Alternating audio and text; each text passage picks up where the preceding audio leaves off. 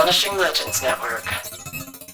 Disclaimer. This episode includes the usual amount of adult language and graphic discussions you've come to expect around here. But in the event it becomes an unusual amount, expect another call from me. Hey everybody, welcome back to Scared All the Time. I'm Chris Kalari. And I'm Ed Ficola. And this is our second episode in our multi-month Summer of Fear that runs June through August. We kicked it off with a look at tsunamis in our last episode with the ladies of Drinking the Kool-Aid. And this week we are getting up close and personal with a creature that might be one of God's biggest mistakes. Outside of Ticks. the ocean. Outside of the ocean. Yeah. These are ticks. These biting, blood-sucking bastards can spread disease and misery further and faster than almost any other creature on Earth, with the exception of mosquitoes, which we'll be looking at next summer. Under a microscope, they look like monsters, and if you're unlucky enough to get one burrowing under your skin this summer, you might just find out how dangerous they can really be.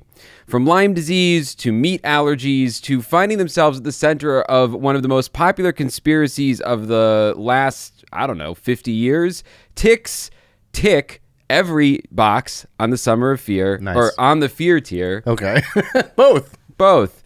They tick all the boxes everywhere, all the time, and then some. So put on your long pants, don't forget your high socks, and join us for a sunny walk through the fields of fear. But please stay away from the long grass. We would really love it if you survived the summer. What are we? Scared. When are we? All the time. Join us. Now it is time for Scared All the Time. So Ed, Yeah. chew that gummy bear, brother. It's a Mott's fruit snack if they want to sponsor us. We're open for business. Yep. If you want to throw an ad on an episode about blood-sucking arachnids, It should be Gushers. it should be Gushers, yeah. Ticks have our attention this summer. They do every year. There's always at least one news cycle with headlines that are like, tick season is here and it's worse than ever, or Lyme disease infections are up, hikers dropping dead of tick-borne illnesses. Ticks will get on you, man. I was visiting a tree farm, doing research on a project I'm working on this past... Oh, no, it wasn't the summer. It was later than the summer. But they told me, they also have like a dog, like a farm dog, that every day they're covered in ticks. Yeah. Like when they get home, like every day of working in the farm. Yeah. And then they said they also have to go through the dog, who's a delightful little dog. Yeah. Well, not little, but it's a delightful dog. And they were like, have to go through the whole dog, too. Yeah. Where is this tree farm? Connecticut? We talk a lot about Connecticut in this I episode. bet. It's not in East Lyme or anything, but it is Connecticut. I Um, don't know why I brought that up so fast, but I just thought about it. It was the first thing on your mind. I said ticks, and you thought about the ticks eating this poor dog. Well, no, I just thought about there are jobs where you're like, I'm going to run into ticks for sure every single fucking day. Yeah. Well, we don't have those kinds of jobs. No. Podcasting is not one of those jobs. Even though when we lose our houses, then we'll be out in the field doing it for sure, yeah. Even though I've lived in LA for almost 20 years at this point, a place where ticks are not the worst kind of bloodsucker you run across, I still get grossed out at the thought of them. Growing up in the woods on the East Coast, installed ticks, I think, is just a permanent fixture of my anxiety programming. Same. If they aren't part of yours, they probably should be. They are nasty little fuckers, crawling on our skin, getting under our clothes, feeding off of us, and transmitting all kinds of horrific bloodborne diseases. As one article I found put it, quote, more than grizzly bears or mountain lions, the ticks of spring threaten human incursions into the wild and mark our sense of the living world as a place that is not so friendly to us after all. I also learned that ticks aren't just a summer problem. I always thought they were. Ticks can be active on winter days when ground temperatures are as low as 45 degrees Fahrenheit. What are they doing out there? Looking for food, looking to eat. Do they only eat blood? They only eat blood. All right, well. That I knew about ticks. The fact that they were active during the winter is one of the many things I learned in this what is going to be very long episode about ticks. Jesus, man. I had no idea how ancient they actually are. I just said Jesus, man. If they're ancient enough, he might have been like, kidding me with these ticks? Yeah. Because they walked everywhere, those guys, him and those apostles. Yeah, and in the That's why they're washing each other's feet. Yeah. They're like, fucking get these Covered in ticks off. ticks. You're The covered in grasses ticks, are bud. everywhere. I had no idea how ancient they are. I had no idea what they're actually doing to your skin when they bite you. Sure. I definitely had no idea that they're making thousands of Americans allergic to hamburgers. I'm sorry, what? And I sort of maybe had a little inkling of an idea how they were related to the Nazi scientists on a secret government island off the coast of Connecticut. But before we get into all that, Ed, what is your history with ticks? I started it early, that I've went to a farm where Yeah. I heard we covered the farm, the trees, the dog. Yeah. We combed the dog, the ticks. But as a kid in Connecticut. That was a check for ticks when you get home from. This is, you have to understand, back when we went outside to play and stuff. Yeah, which kids is, they're not going to get a tick they're not getting ticks, in Minecraft. unless you're playing Marathon, where ticks is the name of a thing that chases you. And we keep calling them spiders, but apparently they're ticks. Yeah, it was like check for ticks, check for ticks, check for ticks. That's like, I heard that every day you get home. Two things, wash your hands, you've been in public, and check for ticks. Did you ever find one? Oh yeah, my mom would use like burnt match heads to like get them out, and then and you can't like crush them and stuff, so you gotta like put them in tape. Tape is one way. Burnt match heads. We get into this a little bit. She might have just been burning her kids for no reason. She might have been. I think she was. I think Miss V was burning you for fun. I will say, every time I say anything, she listens to every episode. Then she's like, "What?" Sends me a whole email like, "It wasn't really. You're misremembering." We're not putting dirt on your name. But I did find that the match heads, the burning them off, is really not a recommended way to get them off, and apparently pretty ineffective. No. I only had one tick. Well, I found a lot of ticks growing up. I had one guy as hairy as you. You never saw ticks? No, kind of hid in there? Because you got to feel around. I found them, but I only ever had one that really dug in. There was like a problem. Oh, like you try and get out with tweezers and his head stays in type of thing? Did you have one of those ever? I think it came up. I don't know if that happened, but I'm saying I think there was a lot of protocol about make sure the head doesn't stay in. I remember that much. I remember this one because A, as far as I remember, it's the only tick that ever really dug in on me, and B, I was in like 5th or 6th grade. I came back from a hike at my grandparents' in Massachusetts, and when I got undressed to take a shower, I found it on my butt. Yeah, they go to butts, balls. They go to dark spots. I remember having my shorts, like my butt exposed to my grandmother. As for a long... What year? Like what age? I was like, this was like 5th or 6th grade. Like, the age where you don't want to be showing your ass to your grandmother. I don't want to show my grandmother ass at all.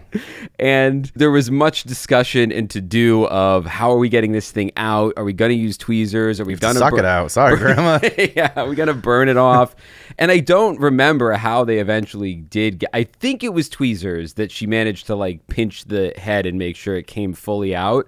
And I never got sick. I never went to the hospital. It wasn't the most horrific experience.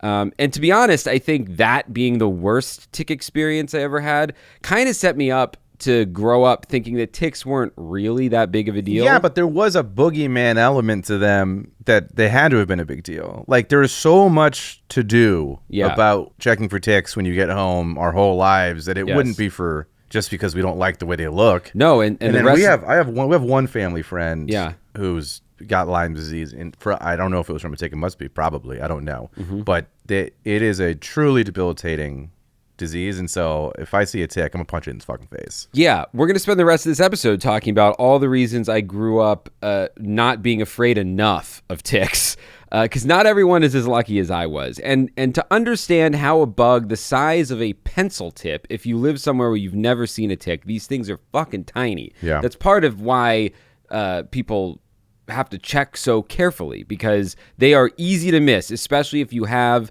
hairy legs like I do. Or, even if you have like freckles, a lot of freckles, they'll blend right the fuck in. Yeah. Brad Paisley, the country artist, has a song that's, it might even be called Ticks. Yeah.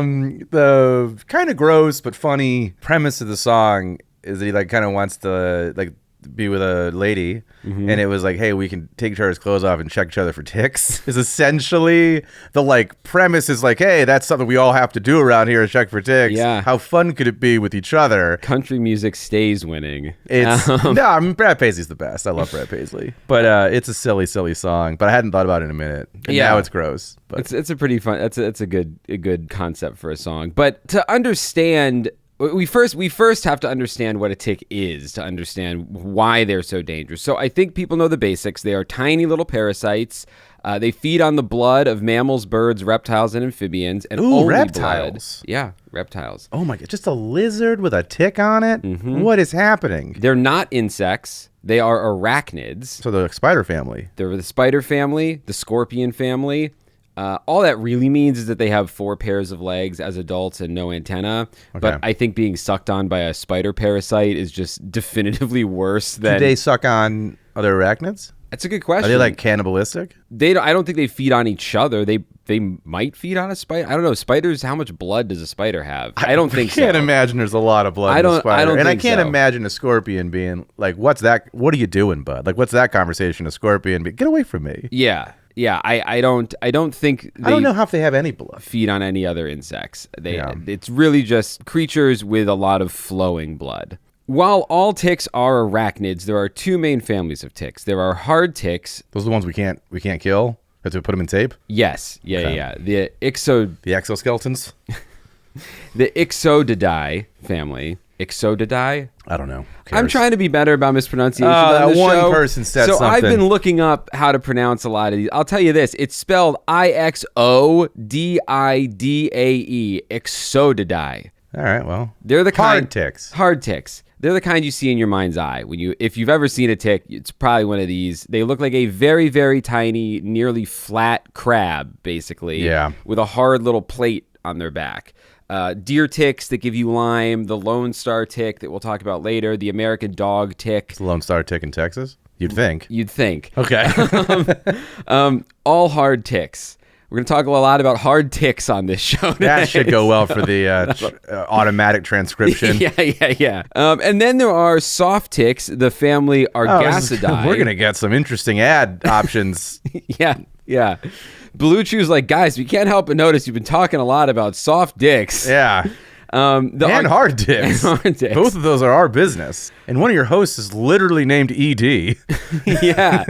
Call us up, Blue Chew. The business opportunities here, Ed. It's a rich area. It's a rich area. So the soft ticks, Argacidae family, are crazy looking. I don't think I've ever seen a soft tick before. I would love if you not to turn your computer around. I never want to see a soft tick. Some people describe them as flattened raisins. Flaccid raisins. Flattened raisins. A raisin's already a flattened grape. Well, it's a dehydrated grape. Yeah, If well, you've ever it's seen flatter than a grape would be. It is, but these are even flatter than raisins. Okay. They mostly live in caves and bird nests and animal burrows and feed in quick spurts rather than the multi-day siege that a hard tick would prefer. Soft ticks are generally not a problem for humans, I guess, unless maybe someone replaces all your raisins with them, in which case... Who shrunk my raisins? Yeah. Also, I don't think we spend as much time in caves or bird nests. No. All hard ticks and most of the soft ones share the same basic life cycle from egg to larva to nymph to adult.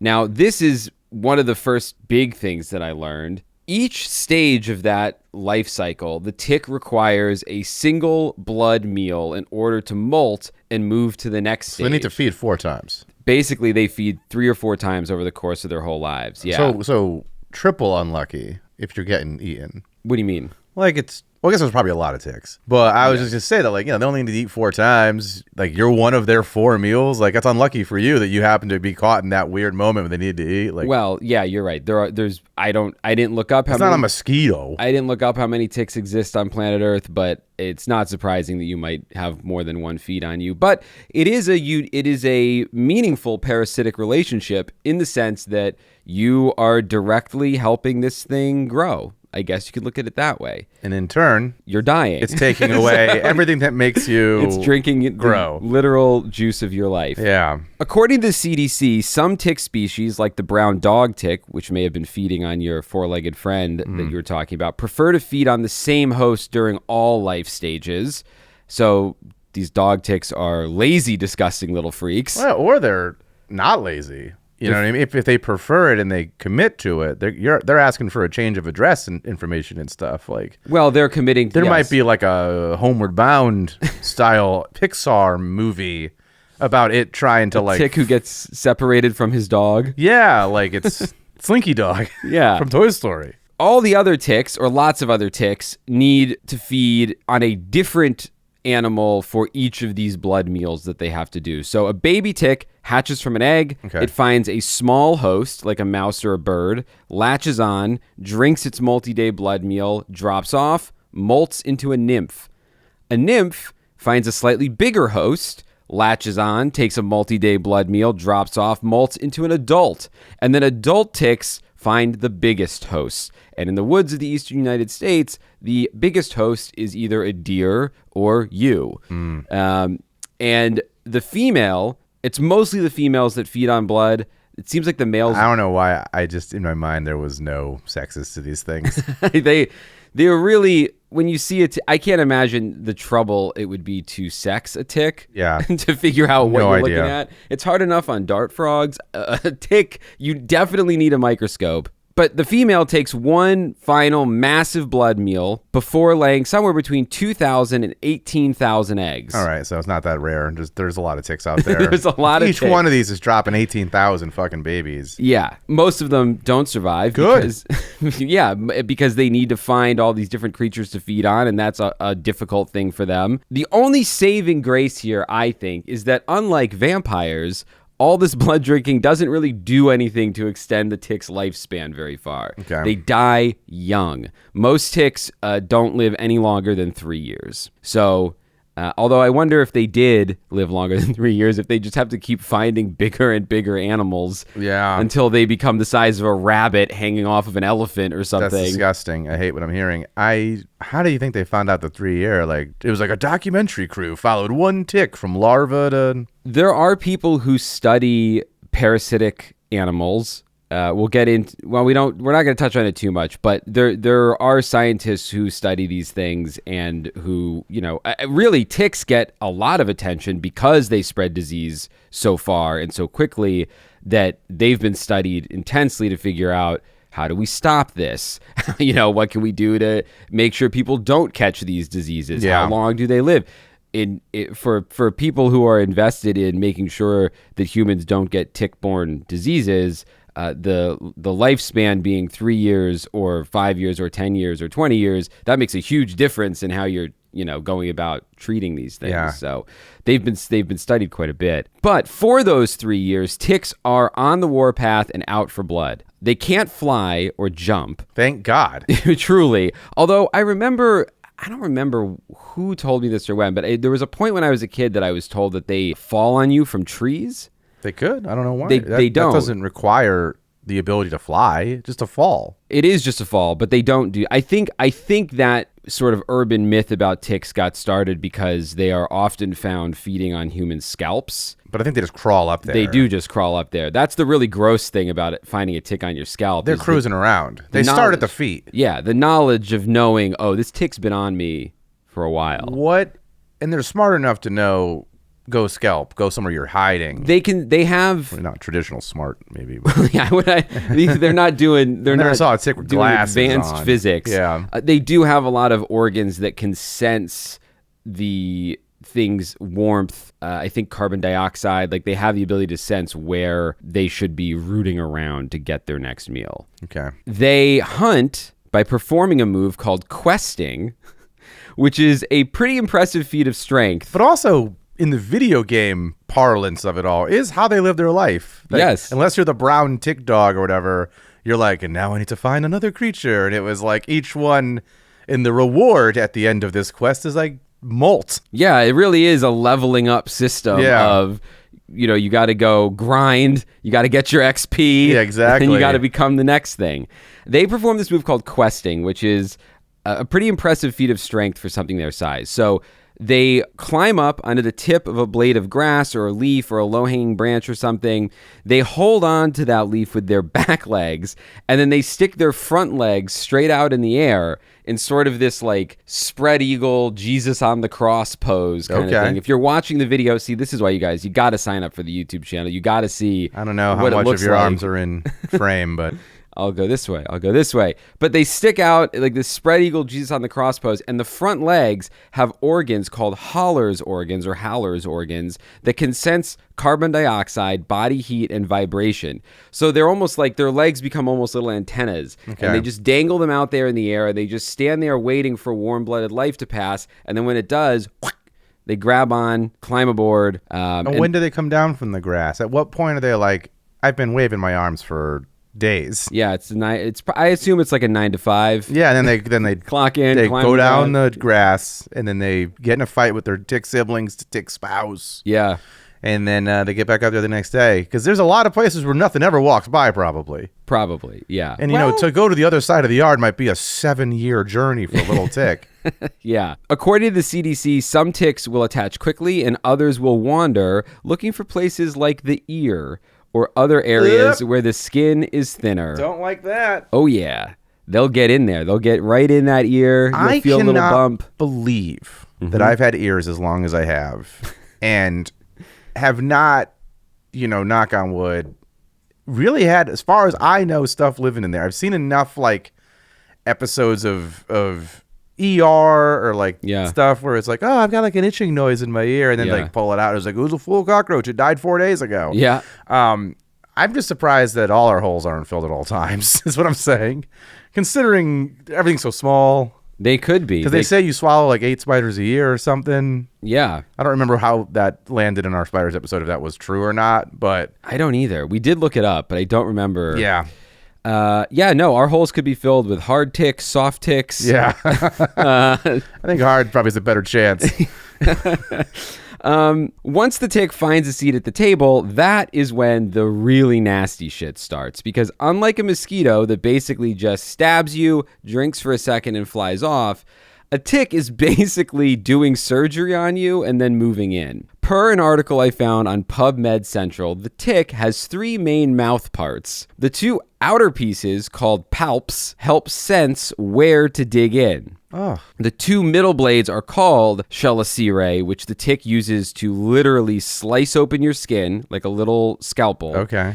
And then in the center of those 3 pieces is the real like H.R. Geiger nightmare piece, the hypostome, which is a barbed needle-like spike covered in rows of backwards-facing teeth. So it's the little mouth that comes out in Alien. Yes, basically, except this little mouth, instead of shoving a stomach or a face hugger down your throat or whatever. I don't think it does that. Just, the little mouth in Alien, it's just like a weird, smaller shoots head out and bites? that comes out. Yeah. I guess I always assumed that the purpose of that was to shove the egg down your throat. No, because the egg is a completely separate thing that face huggers come out of. That's a good point. Yeah, the face hugger is the delivery method. Then you are the host. You burst out, and the last life cycle of the thing that grew in you is an alien that has a smaller alien on a rail in its mouth.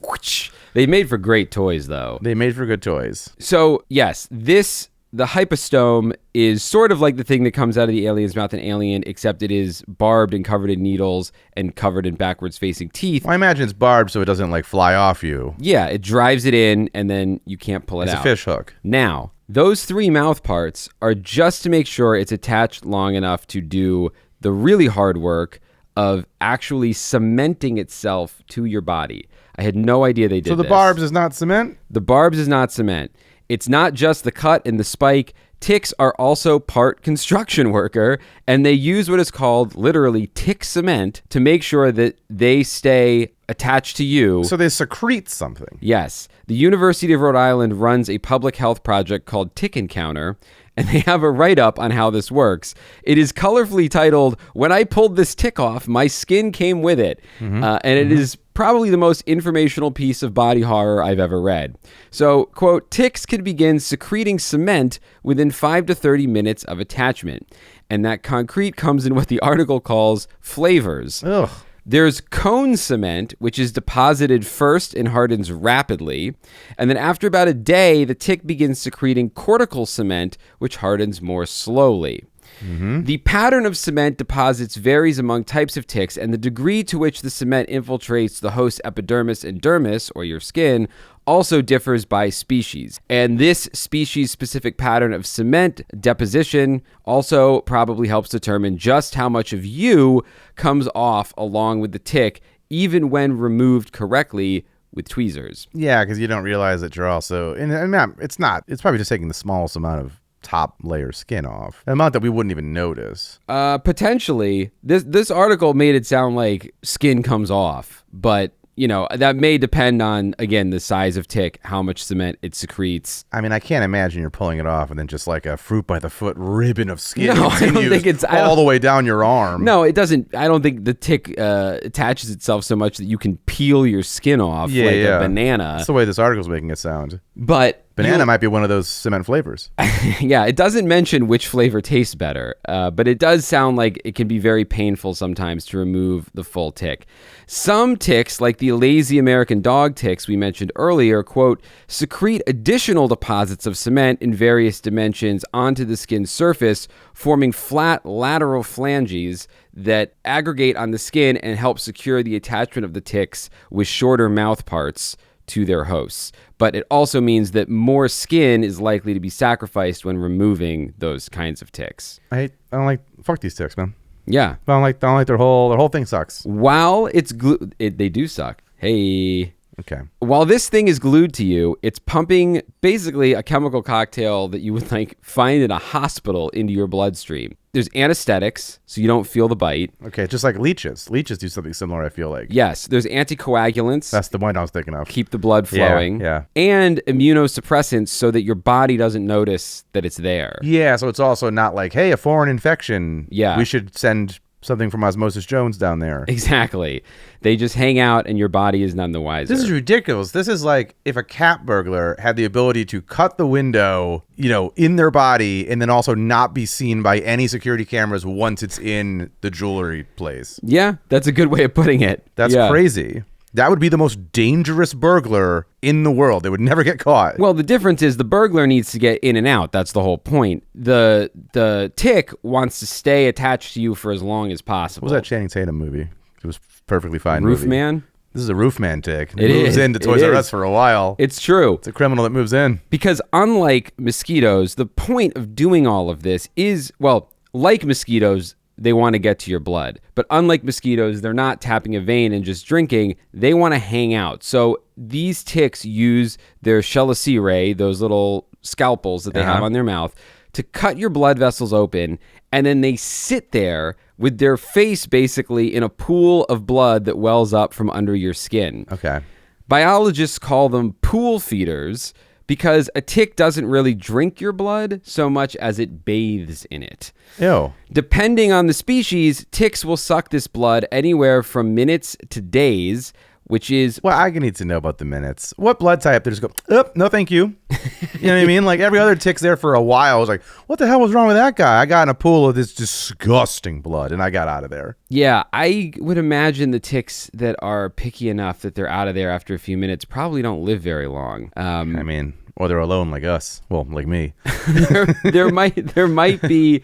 There's probably some more research about, because a lot of the research I read definitely makes it sound like ticks are there for the long haul. So this particular biologist saying minutes to days, I don't know, maybe he means hundreds of thousands of minutes, or maybe there's just some rare species of tick that or moves some on. species that gets on only lives minutes. Possibly. I don't know what the point of that would be. They don't know. They're new. We know nothing about most of these things. But I'm saying, like, they don't know. Like, ticks don't know. They don't know what they're getting on. That's true. They don't know the difference between... They might get on a fucking dog that's sick, or a deer that was, like, just came into the woods to die alone. Yep. And then it's like, I got one. And then it was like, its blood turned real cold all of a sudden. Oh, no, I think it's dead. I should leave. Can they take dead blood? That's a good question. I don't know. I would assume that you could probably get a tick to feed on recently deceased or blood from... I think the leech, this came up in leeches. I think they were like not into it. Did we do leeches? Yeah, we did it. Well, we talked about leeches in New Fear Unlocked. Oh, right. I was going to say, because I had leeches on the Summer of Fear for this year, and I booted them for ticks. but leeches will come up again someday. Yeah, it'd be weird if I just knew all this stuff about leeches. Yeah. I only know about it because you told me all of it. We did do leeches on New Fear Unlocked about people who own leeches as pets. As pets, yeah. They have little leashes for them. Yeah, go. If you haven't listened to that episode yet, make sure you check it out. It's crazy. It'll make you feel great about all the decisions you make because you're like, at least I'm not a person who owns a leash. Yeah. I'm sorry. A leash. Yeah. So all this time that ticks spend bathing in your blood is part of why they are so prone to carrying bloodborne infections, because they have lots of time to soak up any disease that might be lingering in one animal's system and then pass it on to the next person or creature. Okay. Just a quick list of the diseases Jesus, man. that ticks carry. We're not going to talk about all of them in detail, but trust me, none of them are good. We've got alpha-gal syndrome, anaplasmosis, babesiosis, bourbon virus, Colorado tick fever. All of these sound awesome, by the way. We're talking bourbon, babes, alphas. Yeah. This should all be in the manosphere. Why are we talking about this? Andrew Tate is like, I have given myself bourbon virus. Yeah. He probably wouldn't appreciate an alpha-gal, but... Yeah, he wouldn't understand it. Couldn't No. wrap his little head around it. But babesiosis and bourbon virus, back to back. They would trick him in some sort of he would be entrapped by being like, hey, you have what there? I feel like you could have gotten Alex Jones to sell one of those as a pill or something, as one of his supplements. Honestly, we'll sell them as a pill. Call us. Sounds like we haven't heard from who did we want earlier? Grapes and Mott's. So if we don't hear from Mott's, we'll take Babe virus. We wanted Blue Chew. Blue Chew and the Babe virus go together hand in hand. Yeah, if we don't hear from Blue Chew by the end of the day, we'll take alpha-gal Babe virus. We'll take it to sell. I gotcha. Okay, yeah, I don't want these items. In addition to the fun ones, we've got Colorado tick fever, Also fun sounding. ehrlichiosis, First one, it sounds gross. hard tick relapsing fever, Second one, it sounds gross. Heartland virus, Doesn't sound that bad. Lyme disease, The worst you can be. Powassan virus, Rickettsia parkeri ricketosis, Rocky Mountain spotted fever, soft tick relapsing fever, a disease called Stari that's just capital Stari. That can't be helping that soda. Tularemia, Okay. and 364D rickettsiosis. Oh my God, that one came from space ticks. Yeah.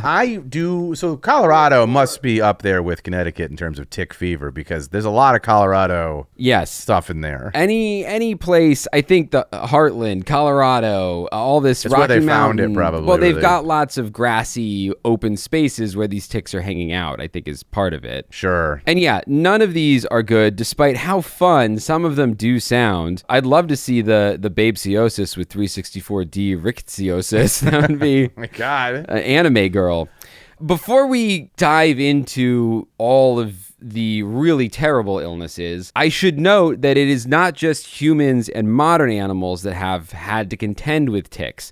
We have evidence that ticks have been around since the age of the dinosaurs. In 2017, a team of paleontologists led by Enrique Peñalver published a paper describing 5 fossil ticks that they'd found preserved in 99 million year old Burmese amber. And one of these ticks... Amber doesn't get enough credit. It really doesn't. One of these ticks had been frozen mid-grasp, holding on to a feather. The amber dates to the middle of the Cretaceous, so that feather did not belong to a modern bird. That feather belonged to a dinosaur.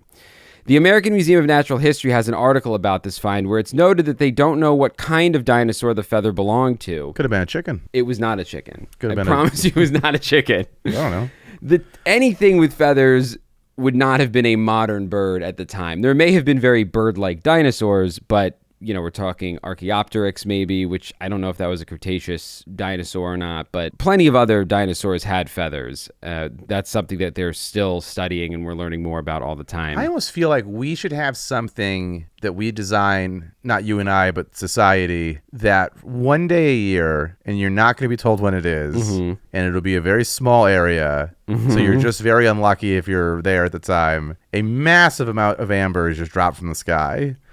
And that way we can just be like, and that's what a day in the life here was in a million years. Oh, okay. So when you said amber, I thought you meant like rocks, like already hardened amber. You mean tree sap. dropped from the that's what I sky meant. Like, and whatever allowed the to harden correct into amber. Yeah, I mean, Yes. if someone makes the same mistake you did when I put the order in, we might just have a bunch of dead people. Yeah. We're gonna have dead people regardless. Yeah. But we might just have a bunch of crushed things. Yes. And that's just what experimentation is. Yeah, you gotta Break a few eggs. There it is.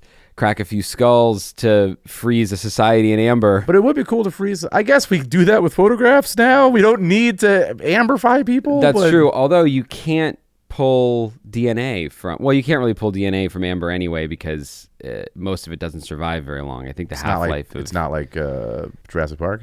No, it's not. Although there's That weird company that's always fed to us who's like making Colossal. dire wolves and shit. Well, what are they using? What are they using? Colossal is using much more recently extinct species. There's a reason they haven't attempted dinosaurs. They're attempting things that have died out within the past 10,000 years, maybe 5,000 years, maybe We'll have even one of them less. on. We'll ask. And I don't know. I've seen stuff that says genetic material, the half-life of genetic material is like 500 years or something, 521 years. But there are also discussions in this episode of finding remnants of genetic material. So maybe some of it can survive longer than others. But the point is, we're not pulling, we can't drill into these ticks and remove enough dino DNA to go clone a dinosaur. It's So what not you're happening. saying is you're not interested in investing in my surprise liquefied amber day of the year. We can discuss. All right, great. So we don't know what kind of dinosaur the feather belonged to, but the tick was an extinct species that these scientists named Dinocraton draculi, or Dracula's terrible tick. Oh, wow. They don't. Good on them for fucking dying, though. The ticks? Or Just the seeing scientists? themselves out. Oh, yeah. This yeah. type of tick? Yeah. I wish all their ticks would take note. They didn't seem too much larger than modern ticks to my eye, but one specimen of this ancient arachnid was frozen in time after it fed, and it was engorged with so much blood that it had grown to 8 times its normal size. Did you watch Alien Earth? I didn't. You've asked me this like 10 times on I the don't show. particularly like the show. You say that every time. There is Part of why I haven't watched it. There is a tick-esque mosquito-ass alien, not alien like a xenomorph, but just not of Earth alien that feeds on blood or whatever, and they get so big. Yeah. And I'm just like, gross. No, thank you. Yeah. Anything that gets like engorged with blood is like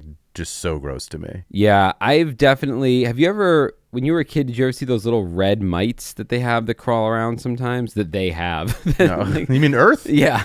There's my Nona had this pile, like these rocks out by her mailbox, and they were always covered in these little red mites, and if you crushed them, they left like a little red stain. And I remember that. I thought they were just kind of red ants, so maybe they weren't. They might have been. I filled know with what you're blood. talking about. Those I remember just like leaving ancient like cave paintings of stains on our driveway. Yes. With these things' body internals. Yeah. I haven't thought of it in a long time. Yeah, I'm glad you know what I'm talking about, because for a second I was like, wait, was my grandmother just letting me play in like a parasite pit? And Probably. ticks, when they feed, this is sort of an aside, but they can inflate up to 50 times Stop it. their original volume. 50 times. 200 to 600 times their body weight. What are we when talking feeding. centimeters? We're talking inches. Do they ever get to the point where we're like, that's a huge fucking tick? Kinda, yeah. Depending on the species, they can swell anywhere from the size of a poppy seed or a sesame seed to between the size of a pea and a grape. A grape. A grape. A fucking grape. Now, I don't know if that's hard ticks or soft ticks that can... It's got to be soft to expand like that. Yeah. But a growing grape out a shower. is that... There's a level of accuracy in that Alien Earth episode then, because they start so much bigger, you know? Yeah. The one that was on my butt was not that big. I imagine for a tick to get the size of a grape, I assume that tick has been there for a very long time. That's butt blood. It's swollen on butt blood. This was a pretty cool find too. A second amber specimen contained 2 ticks encased side by side. Lovers? Tick lovers? They wanted to die together. They held each other. They held each other like Pompeii. Yeah. On these ticks, researchers identified tiny hairs from the larvae of what are called skin beetles that today typically eat skin, hair, feathers, and other traces of organic material left behind in nests.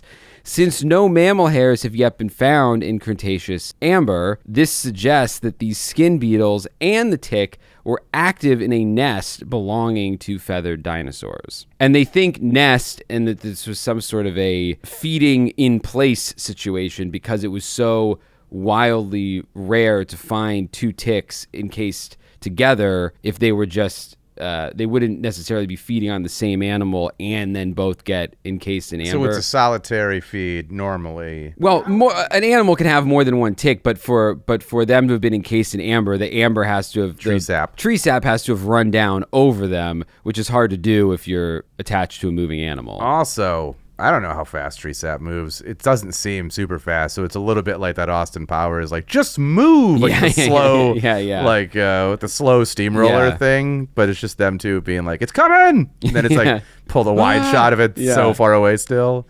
So you're saying that one was eating a feather, the other one was probably eating something else. Well, the idea being that whatever these skin beetles and ticks were gathered around was probably something solitary. Oh, there were not two ticks. There were two ticks and skin beetles. Oh, so all together they were at the same party. They were all at the same party, and that party got encased in amber. So it's likely that party was not moving. Got you. So it would be a nest. Yeah. So if you look at the pictures of these ticks in the article, you should. All of you should. You won't sleep, but you should go look at the pictures. It sure doesn't seem like these ticks look very different than the ticks we have today. In fact, to me, they look exactly the same, which suggests that I think evolution really kind of hit a home run when it came to ticks. Nailed it.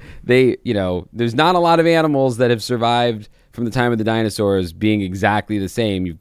Sharks, I guess, alligators, but ticks have also been spreading the same diseases that they do today for millions and millions of years.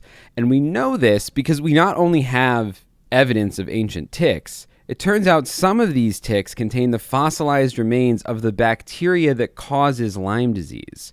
So this is from Entomology Today. Quote, "The findings were made by researchers from Oregon State University who studied 15 to 20 million-year-old amber from the Dominican Republic that offers the oldest fossil evidence ever found of Borrelia, a type of spirochete-like bacteria that to this day causes Lyme disease." Quote, "A series of 4 ticks from Dominican amber were analyzed in the study, revealing a large population of spirochete-like cells that most closely resemble those of the present-day Borrelia species. Bacteria are an ancient group that date back about 3.6 billion years, almost as old as the planet itself.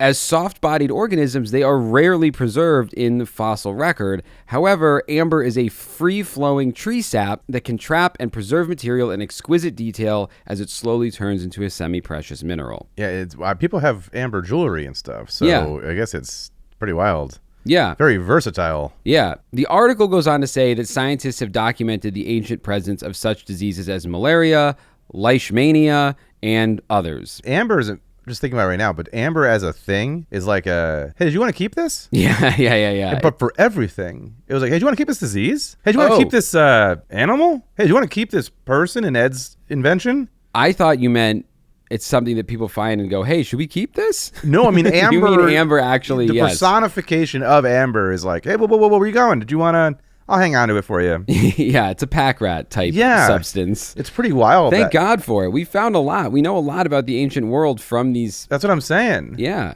Evidence even suggests, and I don't think this evidence was necessarily pulled from ancient ticks, but evidence even suggests that dinosaurs could have been infected with rickettsial pathogens, which is today known as Rocky Mountain spotted fever. So one of those diseases we talked about earlier is something that the dinosaurs might have had. If dinosaurs could talk, a lot of them would be like, you don't look so good right now. I think there were... You should lie down. Can you even imagine the diseases the dinosaurs had? And not one doctor. And not one doctor. Just misery. Yeah. Anyway, once humans came around, ticks were eating good. Cultures around the world have been aware of and disgusted by ticks since the beginning of written records, as they should be. The first written record is, saw something today. Ew. I'm disgusted. I'm fucking going home. The usual suspects all had something to say about ticks. Aristotle in 355 BC in his Historia Animalium stated that, quote, ticks are generated from couch grass. which is more of that spontaneous generation stuff. Homunculus stuff. Yeah, that flies were birthed from shit because that's where the eggs were laid. Got to get all this shit in common here so we can find out how many ticks we can make. Yeah. If you want to understand that joke and not just be grossed out by it, go listen to the homunculus episode. To be grossed out by that. Pliny in AD 77 in his Historia Naturalis. Who? Pliny. Okay, I thought you were just having a stroke or something. No, Pliny. Which will be an episode. Pliny in AD 77 in his Historia Naturalis referred to, quote, an animal living on blood with its head always fixed and swelling, being one of the animals which has no exit, in parentheses, anus, for its food. It bursts with over-repletion and dies from actual nourishment. Okay. Ancient Egyptians wrote of a disease that they knew of as tick fever as early as 1550 BC, and archaeologists have discovered an ancient Egyptian painting of a hyena-like animal in a western Thebes tomb, showing what appear to be 3 distinct ticks, guess where, in its ear. Ugh. Also, why did you draw that? Well, clearly, I probably because someone loved their dog. Homer mentions fleas or ticks and fleas in the Odyssey. When Odysseus returns home, his dog is covered in them. So I think people, they knew that they're animals, whether they loved them or they just happened to be around, that this was something that like afflicted their. Yeah, I'm just saying, this is your one opportunity to draw a portrait of your dog. Maybe leave out the fucking ticks. Yeah. Back then, I think maybe they were after, they wanted to make sure that there was a recording of this stuff. Well, then fucking put some tree sap on it.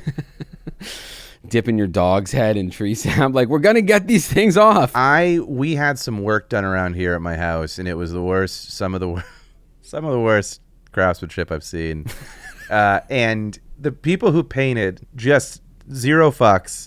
Like, doesn't matter what they taped. Shit's just everywhere. Like, everything's way where it shouldn't be, paint-wise. Yeah. And I am finding, like, spiders in carbonite. Like, just rolled paint over a spider, and there it is, just like a full-blown spider. Like, you can make out what it was. There was, like, tape on the wall that's just, like, in there now. Like... So I just, to your point, it's not amber, but I walk around my house now being like, there's Han Solo and carbonite, there's Han Solo and carbonite, there's Han Solo and carbonite. If your house survives hundreds of thousands of years, perhaps buried under a soot cloud or something, maybe those spiders will become what are studied in the future. They'll be like, God, this craftsmanship was... They should already be studying the shit that blows out of the pipe in the backyard that they refuse to fix. Well, but in the future, they might think, they'll be like, wow, these were decorative. These were placed here as a memorial to these spiders. They must have been royal spiders. Man, I don't know. This house already survived every earthquake. It's from 1920. That's true.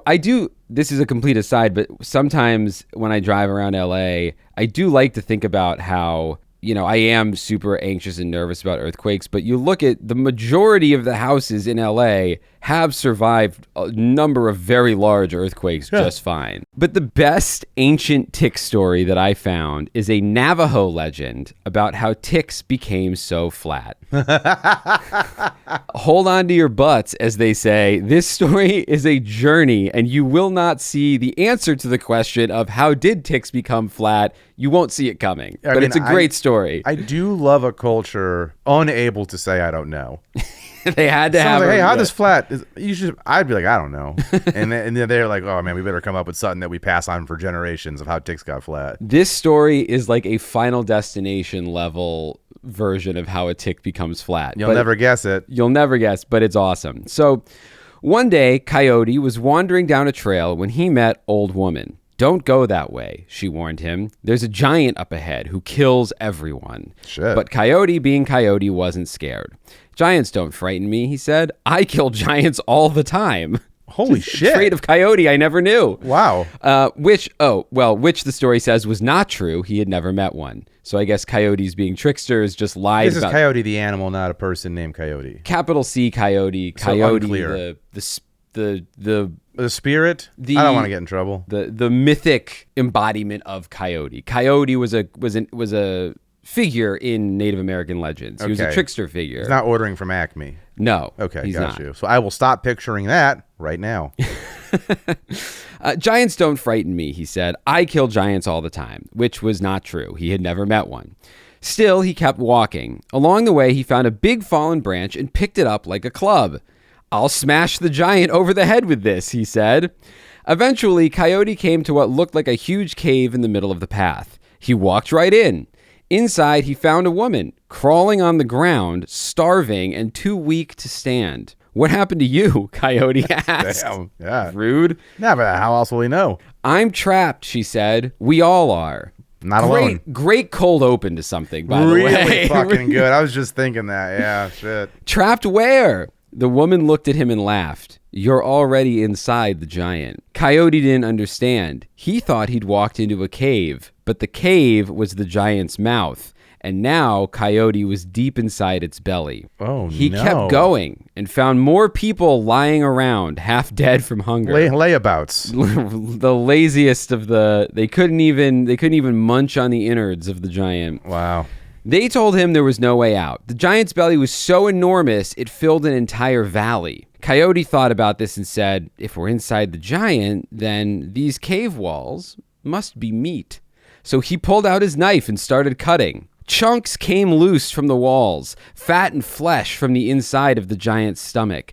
Coyote fed it to the starving people. Oh, whale fall? Basically, Fucking we're looking at you, Daniel Krause. Thief. Coyote fed it to the starving people and they grew stronger. But now they had another problem. Again, great writing, plot-wise. Yeah. Cold open, new problem. There's not a lot of and thens. They were still inside the giant. So Coyote decided to kill it from the inside. This stick is doing a lot of the heavy lifting. Well, he thought the stick was going to be great for clubbing it over its head, but he didn't anticipate that he would walk right into its mouth. So he asks, where's its heart? Someone pointed to a mountain in the distance, deep inside the giant's body. It was pulsing and smoking like a volcano. That must be it, Coyote said. Clearly not a doctor. Coyote has an irrational confidence that I do love, though. Does, yeah. Yeah, This guy would do well in Hollywood. absolutely. He climbed to the giant's heart and began cutting into it. The giant felt the pain and spoke. Coyote, it said, I know who you are. Stop cutting me and I'll open my mouth. You can all leave. But Coyote didn't stop. No, Coyote. He hacked deeper. A deal was almost struck. He hacked deeper into the heart until lava began pouring out. That lava was the giant's blood. The giant groaned. The whole world inside him shook. The ground trembled under everyone's feet. Coyote shouted, run! The giant opened his mouth for one last breath, and all the people trapped inside came rushing out. But the last one through was Woodtick. As Woodtick tried to escape, the giant's teeth came crashing down. Coyote grabbed him and yanked him out just in time. Woodtick survived, but he was crushed flat. Look at me, cried Woodtick. I'm all flat now. Coyote shrugged. That happened when I pulled you through. From now on, you'll always be flat, but be glad you're alive. What? And the craziest thing is the tick is introduced so late in the story. Only part of the storytelling that feels like a real cop-out. Yeah. This feels like somebody asked their grandfather, how did the wood tick become flat? He just started telling a story. Well, and he's was like, I was already working on this coyote thing. yeah, exactly. How can I put this into the coyote thing? Yes. That is wild. That's it's just such a crazy, it's like a C story character that we meet for 1 second in a movie, and then you're like, oh, the hero? But like the movie's called Woodtick.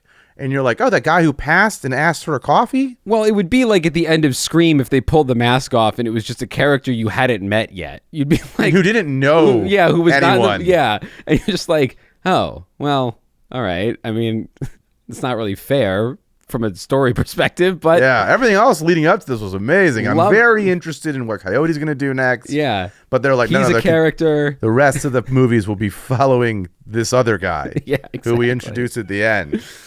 So that's how woodticks became flat, according to the Navajo. I mean, that's a great story. A lot of it was very good.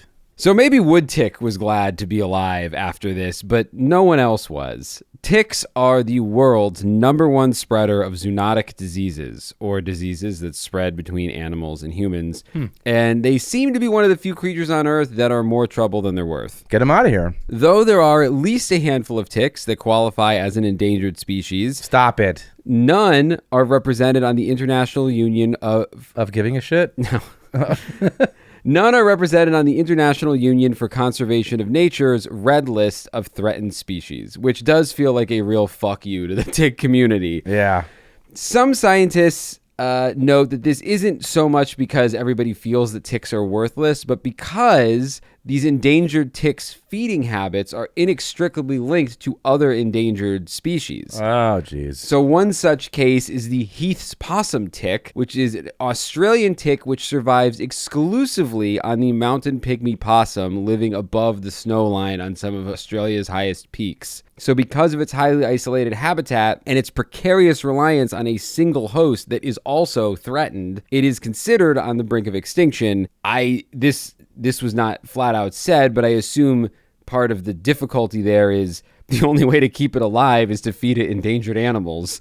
Yeah. so they're kind of like... It's kind of like, you wouldn't even be on the list if it wasn't for these. Yeah, they are so connected to that particular type of possum that even if they wanted to, I guess they wouldn't be able to introduce a new kind of food to that tick. Yeah. So they're fucked. Yeah, we're not going to airlift up some goats for you people to feed on. Like, right. This is an inconvenient place. I hope that the ticks aren't the reason that the possum are endangered. They're being fed on by... Yeah, I don't know. And I'm never going to know. And I'm fine with that. We're never going to look into it. Never once. Biologists aren't the only ones wrestling with the inherent value of a tick's life. The Innocence Project is now on board. They didn't do it. One Christian philosopher wrote, quote, "Certainly Job should have included ticks in his litany of complaints to the Most High concerning the evils visited upon humans in the created world. It is hard to imagine the wisdom and any patience we might be called upon to exercise regarding the existence of ticks." Noah should be on his shit list too then, because we have them. He probably brought 2 of these little fucks. Well, I mean, maybe 2 snuck on the backs of some endangered possums or something. I guess you're probably right. I didn't know how many Trojan horses were on that ark. It's funny, though, in my research, I actually found, and this is one of the only times this has happened in the course of this show, I actually found quite a few Christians asking why God would have created ticks. Like most in other the Bible. Most other horrible subjects, I don't find, a large... Why rapists? Yeah, like Doesn't a come large up. list of Christian philosophers or writers being like, what's the deal with ticks? Yeah. But, one of them wonders, I think, and this sort of speaks for many of them that I read, many may ask why these tick species are so infectious when ticks were originally designed by a benevolent God. Why would a good creator choose to design a creature ultimately capable of such considerable virulence? Boredom. Probably. You know what I mean? It's a goof. It's a goof. Sometimes God goofs. Look, I invented caves, and I feel like no one was using them until I added rain. And so maybe it's like a knock-on effect for God, where he was he filled those caves with soft ticks. Well, because the ticks kept complaining they had nothing to do. That's true. And so he's like, well, where have you been hanging out? He's like, in the caves. No one's ever in here. And he's like, I got an idea. Rain. That'll bring them in there. Still not good enough. All right, fine. I'll put blood in them. I do like the idea of God being very collaborative. The answer that most of these Christian writers settled on is that the idea that before Adam and Eve sinned, ticks were good. Okay, like all down. animals. So you don't hear back from the big guy and you come up with a not as interesting story as ticks being flattened by a giant's mouth or whatever. Yeah. They think that ticks were probably good, but after Adam and Eve ate the forbidden fruit, there's this quote from the Bible, God told Adam that his sin would result in the ground being cursed and bringing forth thorns and thistles, which prompts another Christian writer to ask, what exactly did this corruption and curse mean? Did thorns and thistles become more prevalent and more of a problem? Could the same thing apply to ticks? That's what are the 2 ways to read the Constitution? There's like an originalist. Oh, and originalist and not interpretational. and then whatever the fuck this guy is. Yeah. Where it was like, no, I told you, it's thorns and thistles. Don't add ticks as you got a because in today's society, ticks are a bigger problem than. So that's what I think God meant. I mean, we're not here doing an episode on thorns or thistles. Exactly, dude. But we should be. But fear not. We're gonna do Scared of the Bible, and we'll do every chapter. Oh, that'll be over 20 years. Actually, it's only 20 chapters, right? we made this joke off show, but we did think about somebody told reading us, it. Yeah, somebody said we should do audiobooks, and I was saying we should do we read the Bible. Yeah, the and not as a joke. Scared all the time version of the Bible that's just the scary gross parts. Just the scary parts from the Bible. Which we're doing now, so it's trademarked. Yeah.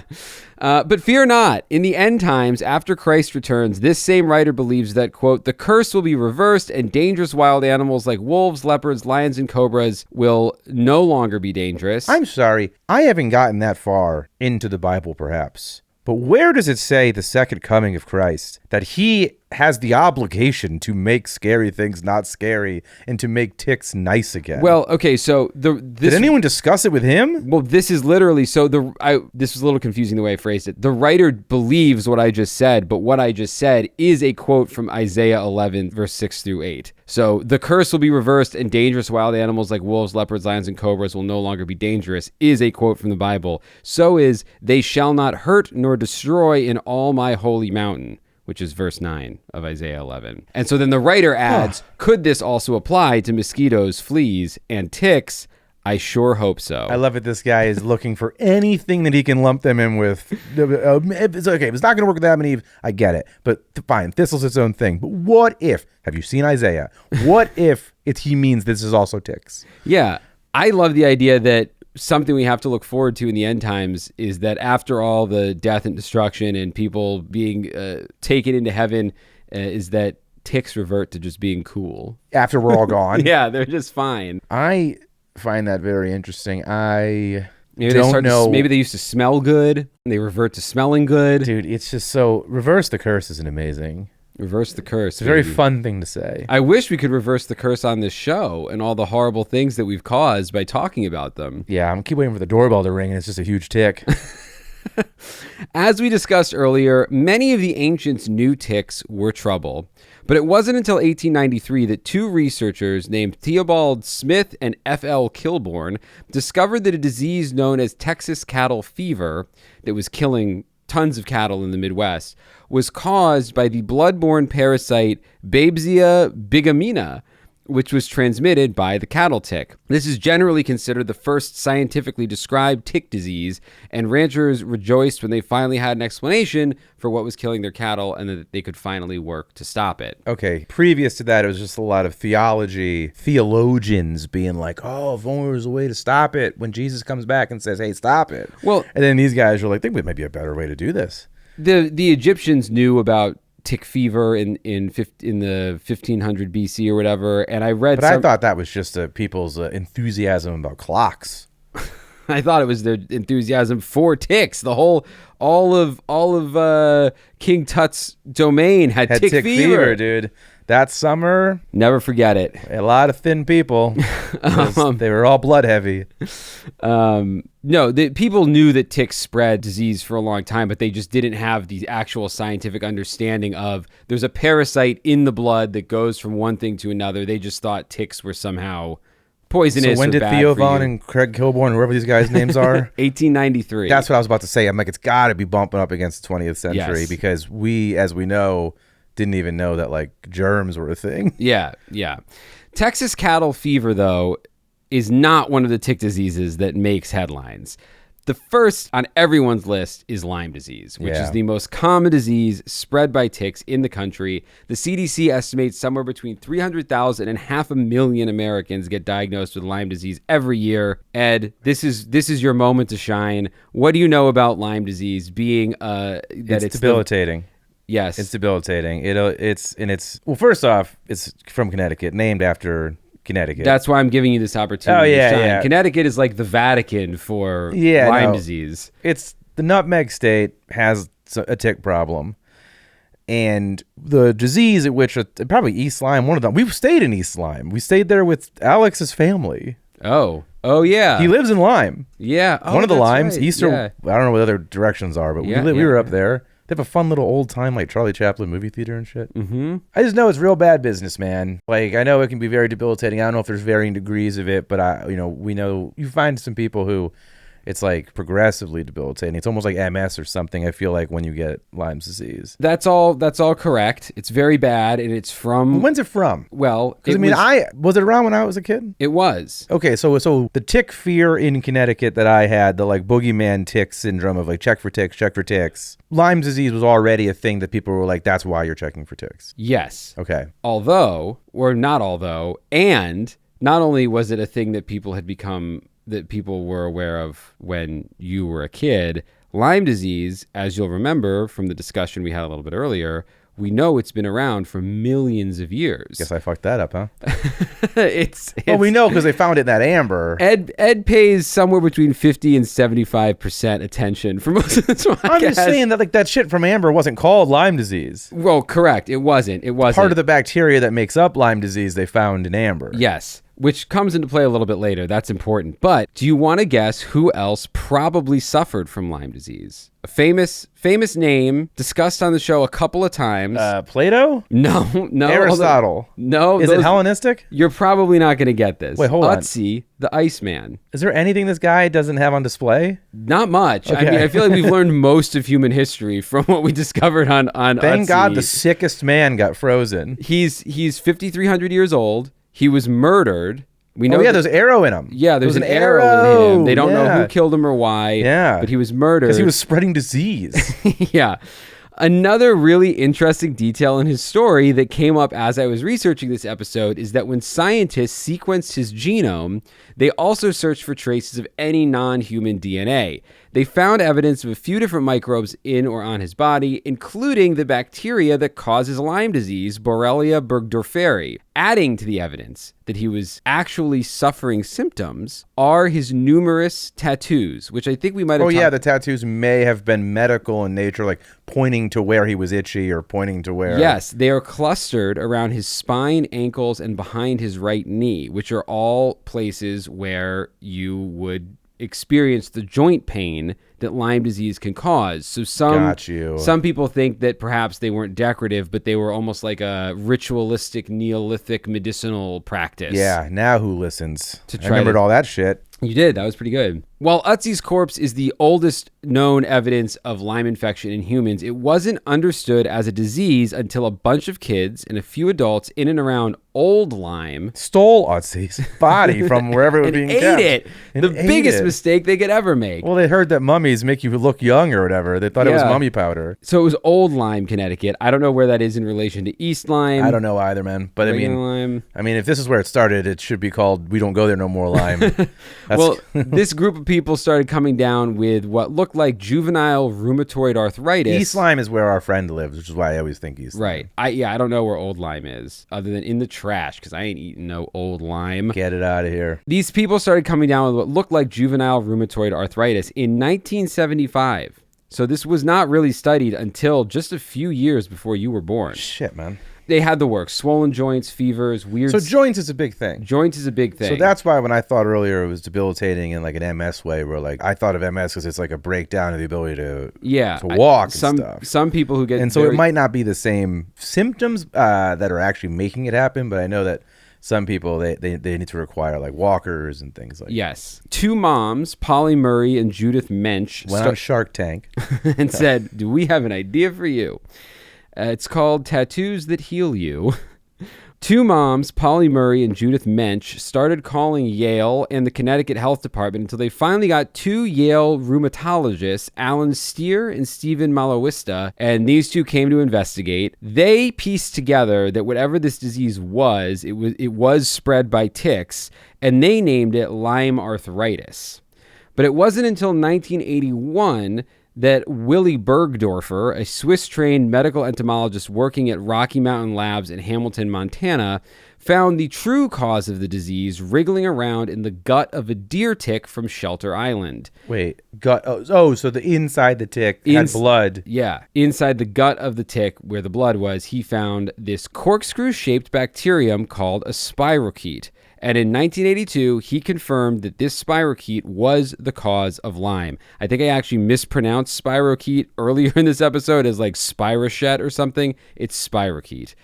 Getting better, guys. I'm getting better. Spirochete. Spirochete sounds like a great pasta. It sounds like a delicious kind of pasta. Yeah. A year later, this bacteria that he discovered was named Borrelia burgdorferi in his honor. I hope they threw him a parade as well. Remember Willie's name. We're going to come back to him later. But part of the reason the disease was such a mystery for so long is that most people who come down with Lyme don't even know that they were bit by a tick. Yeah. Now, isn't there like a ring associated with it? Yes. But I feel like by the time you see that, it's probably too late. Well, it's not that it's too late. It's just that, well, you're already infected. Yeah, it's called a bullseye rash, and it looks like a bright red ring. It's a rash in the shape of a ring, and the center of that ring, it won't be red in the center, but the center of that is where the tick bite occurred. That is crazy. The ring? It's just crazy that our body had that reaction, or that this thing gave that to bodies. Yes. Where it's like, I'm sorry about what I did to your body. And now, you know it's happened, yeah. and I'm going to leave. By the way, I've already left. Yeah, left a long time ago usually. But it's just pretty wild. It's just an interesting piece of evolution or intelligent design, whatever it may be. It's just kind of crazy that it left a circle. Yeah, well, where it ruined your life. And 20% of cases never even get the circle. 20 to 30% of cases never get the circle. And so they may never know that they were bit by a tick. They don't see the rash. And so they just get flu-like symptoms and they get the joint pain, sometimes long-term neurological and cardiac problems. And in rare cases, the bacterial infection spreads to the heart and can become fatal. But it's usually caught well before that, especially now that we know what it is. Once it's caught, it can be treated with a 10 to 14 day course of antibiotics. That cleans up cases in most people. Then there's chronic Lyme disease, which is part of what you've been discussing.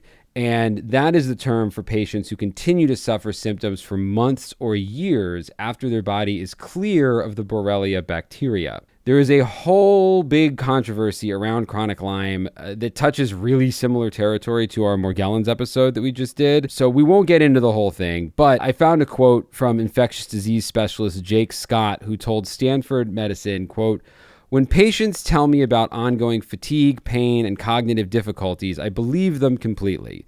These symptoms are real and debilitating, but the science shows us they aren't caused by persistent Lyme bacteria, so we need to look for other treatable causes." So basically, a lot of times when someone has chronic Lyme, they check to see if there's any of these bacteria in the body. There aren't, and now there's a question of... Well, what do we do? Because we know how to get rid of the bacteria, right, but we don't know how to get rid of whatever it... Right. And so there's still a mystery as to, does the bacteria change something in some people's bodies so that this becomes an ongoing problem? There's some people who believe that these bacteria have an ability to essentially hibernate in your tissues. And after, over a certain period of time, they come back out and they cause problems. And then when doctors go to look for them, they rehibernate or whatever. There's a lot of theories as to what's really going on. Some of them more grounded in reality than others. But I do believe that a lot of doctors understand that something is going on and they just don't know how to treat it. My dad actually told me, at least, that he suffered from chronic Lyme disease when I was end of high school through college. He was struggling with something and I wasn't home very much, so I wasn't around him. But I remember him saying that it was a tick problem and he thought it was ongoing Lyme. And but then for him, once he moved back to Italy, it seems like it cleared up. So I guess it wasn't. I don't know. I don't know. You have a family member suffering from this, so you know people. Well, family friends. So all that said, Lyme disease is not really the scariest disease you can get from a tick. There are worse ones. The scariest one I found in my research is called Powassan disease, named after Powassan, Ontario, where the first known case was identified in 1958. A 5-year-old boy from a nearby town developed severe encephalitis, which is swelling of the brain, and died. Or I guess, is it swelling or is it you get liquid in your brain? Either one can kill you, it sounds like. During his autopsy, doctors were able to isolate the virus from his brain and study it. For decades after that, Powassan was just basically sort of this footnote. It was like a curiosity. It was in textbooks, but it almost never showed up in people. It's one of those things where Dr. House at the end of the episode was like, maybe it's Powassan. Yeah. But also that thing, I think there's a real term for it that doctors have where it's it's probably not the craziest, most obscure thing first. It's probably just strep throat. Yeah. You know what I mean? Don't go straight to it's fucking fasciitis or whatever. Yeah. It was nah, it probably isn't. From 1958 to 1998, there was less than one human case per year across the U.S. and Canada. Okay. But then in the early 2000s, it started showing up more often and worse. Oh my God, like low-rise jeans. Yeah, exactly. So 4 things make powassan's genuinely the most frightening disease, I think, that you can get from a tick. The first is the transmission speed. So per the Vermont Department of Health, one study showed that an infected tick can transmit powassan's in as little as 15 minutes. Lyme disease, by comparison, typically requires 24 to 36 hours of being attached to the host. Question, though. If a Lyme disease tick jumps on you, does its whole fucking at-home surgery, and then you grab its ass after 20 minutes, could it have done it in that 20 minutes? Or are you in the clear because it takes like 3 hours? It doesn't matter, right? Because the bacteria can get in at any moment. But I don't know. That's the question. Is like if you get a tick off your ass in the day you found it, are you probably good with Lyme disease? Like Yes. he didn't get it in there. Correct. It's unlikely that it would transfer in less than 24 hours. Okay. With powassan's, by the time you notice the tick, you probably have the disease. But almost no one ever has this. It's just like it comes from lazy ticks Well, who are just like can't be bothered to bite someone. People used to never have it. You're saying it's on the rise, It's like on the the genes. rise. Yeah. So who's getting it now? Just everybody? Lots more people, yeah. Lots Fuck. more people. And what happens when you get that? You turn into a tick? That brings me to point number 2. Fucking better not be what I just said. It's not. Okay. It's a little worse. Oh no! When powassan becomes severe, which is about 10% of cases, Remember tenactin, tough actin, tenactin. Was it fast acting as well? at one point, In this case, this is fast acting potassin. powassan. Either way, we're gonna have to dig up John Madden for this. When powassan goes severe, it goes catastrophic. Most cases are asymptomatic or just appear to be mild flu. Symptoms might include fever, headache, nausea, occasional confusion, and weakness. With severe powassan illness, victims should be hospitalized because the symptoms can worsen. If not treated, symptoms can extend to Meningitis? basically meningoencephalitis. There we go. Okay. If not treated, symptoms can extend to meningoencephalitis, which may include seizures, aphasia, cranial nerve palsies, paralysis, and altered mental states. About 10% of cases go neuroinvasive, which means the virus crosses the blood-brain barrier. And per the CDC, Why do we even have that barrier? to keep this shit out. I'm saying, but if it doesn't work, That works most of the time. But that's the same thing that the brain-eating disease that we Amoebas. talked about. Yeah, those amoebas have to cross the blood-brain barrier to get to your brain, and the quickest way is up through your schnozo.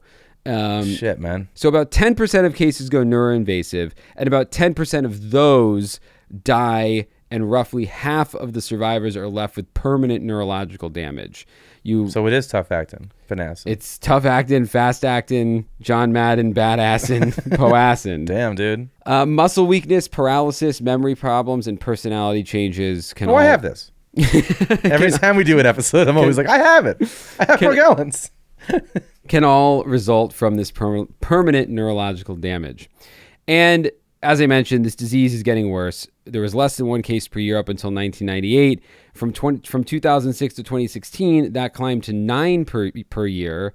And Maine has had 4 powassan deaths alone in the past decade, including one as recently as 2024. Coming over the border. And there is still no treatment, no vaccine, nothing can be done. The treatment, Yale Medicine describes, is, quote, supportive, meaning they basically put you on a ventilator and they manage your brain swelling and hope that you survive. That is worse. Then I would turning say into it's tick. worse because a lot more people get Lyme and it could maybe be knocked out by steroids. Sounds like every person who gets this, that's it, bud. Sorry. Well, You got bit. 10% of 10% is that's it. Oh, it's like online dating numbers. Got it. But- So pretty but- small. But, Just 10% at the top. Get anything. If it swipes right on breaking your blood-brain barrier, though, you're definitely going to have a bad time. It's not Yeah. going to be a good Okay. date. Okay. I had thought that 9 cases were all dead zoos or like ventilator. Oh, that's a good question. Well, Maine has had 4 powassan deaths in the past decade. I don't know if the number of cases that are mentioned here were all fatal or not. It doesn't mention whether Okay. they were or not. But in any case, the disease is becoming more widespread. So amoebas are moving north. Yeah. And tough acting Powassan. is coming south. Yeah. Canada down, and then amoebas are coming from the south up north. Spreading everywhere. So we're like, I don't know how to tell you this, but Kansas, you're you're in a war on two fronts. You don't even realize it. Well, the third disease we're going to cover is also coming from the south up north. So Kansas is going to get ding double duty here. Okay. Alpha gal. We're back to our main gal, Alpha gal. Alpha Gal Gadot. It's less fatal.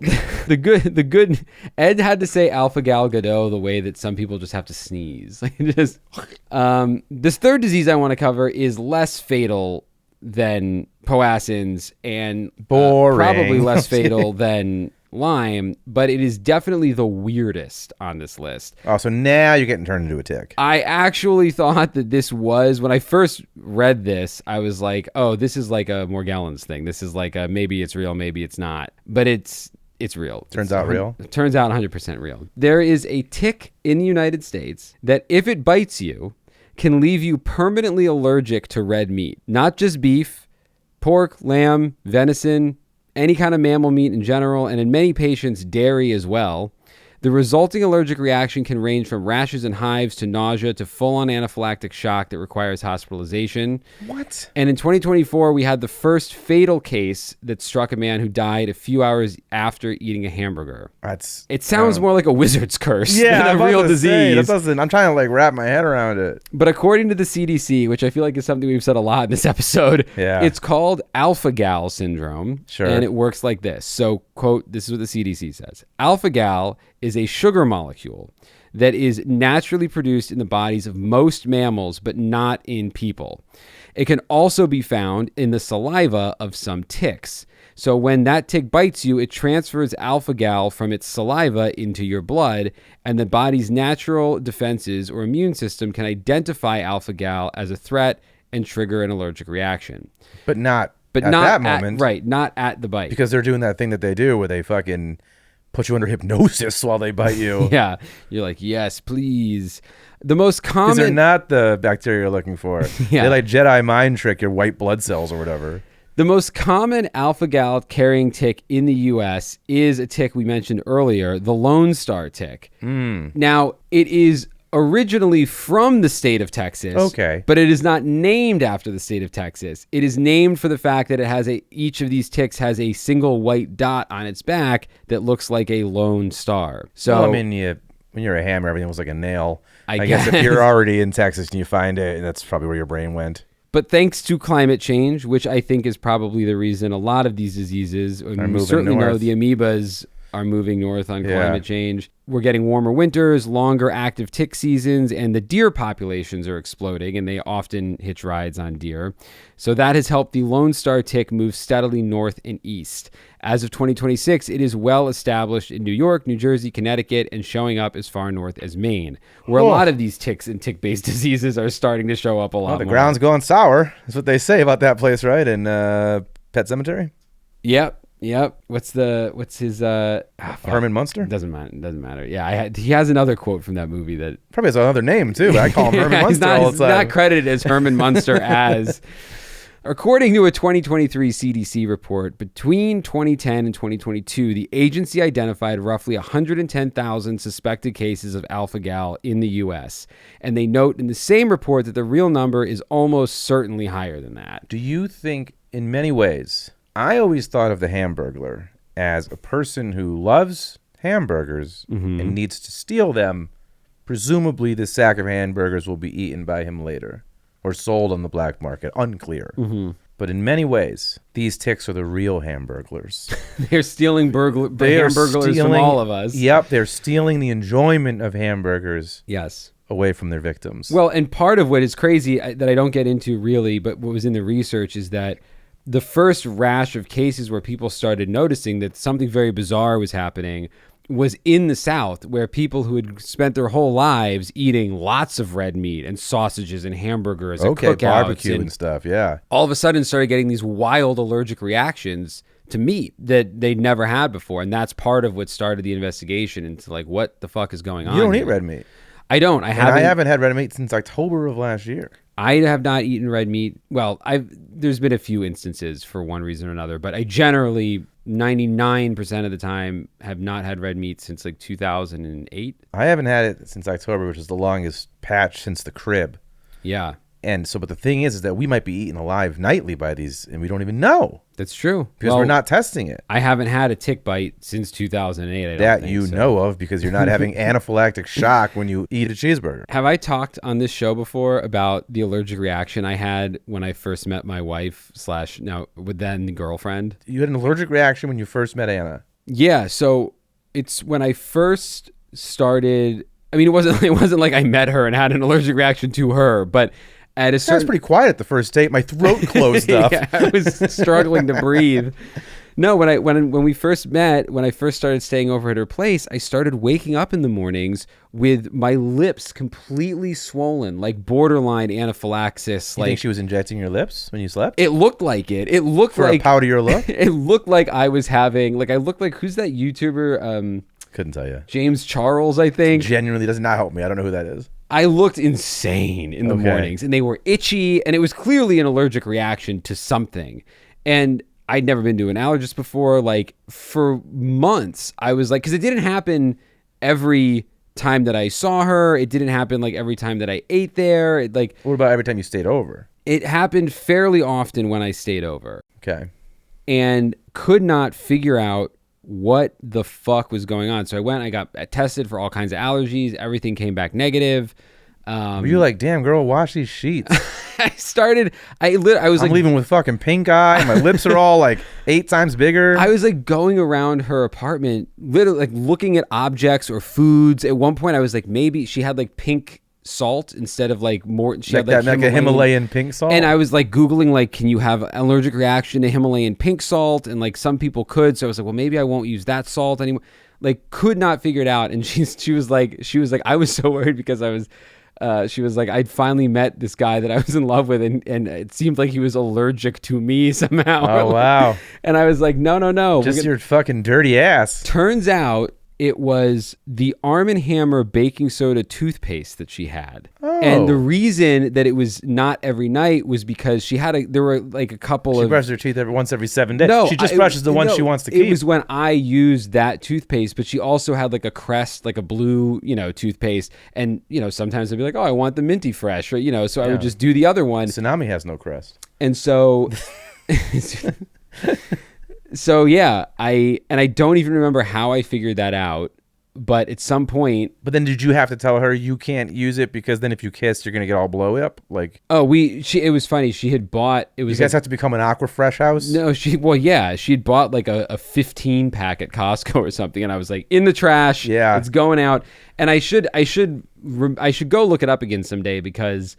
There was an active ingredient in it that was the thing that I was allergic to. It wasn't baking soda or whatever, but it was generational wealth. Oh, that's what it was. That's Arm & Hammer. That's what he's Army Hammers. Yes. That's his family. It's in whatever the active ingredient is in other Arm & Hammer products, because I remembered years prior, and I hadn't even ever thought about it until this had happened, but I had a really bizarre allergic reaction to underarm deodorant. Oh, where I was getting these big red welts all under my arms, and I don't remember, but I am almost 1,000% certain that I must have been using an Arm & Hammer because they make that too. Deodorant, yeah.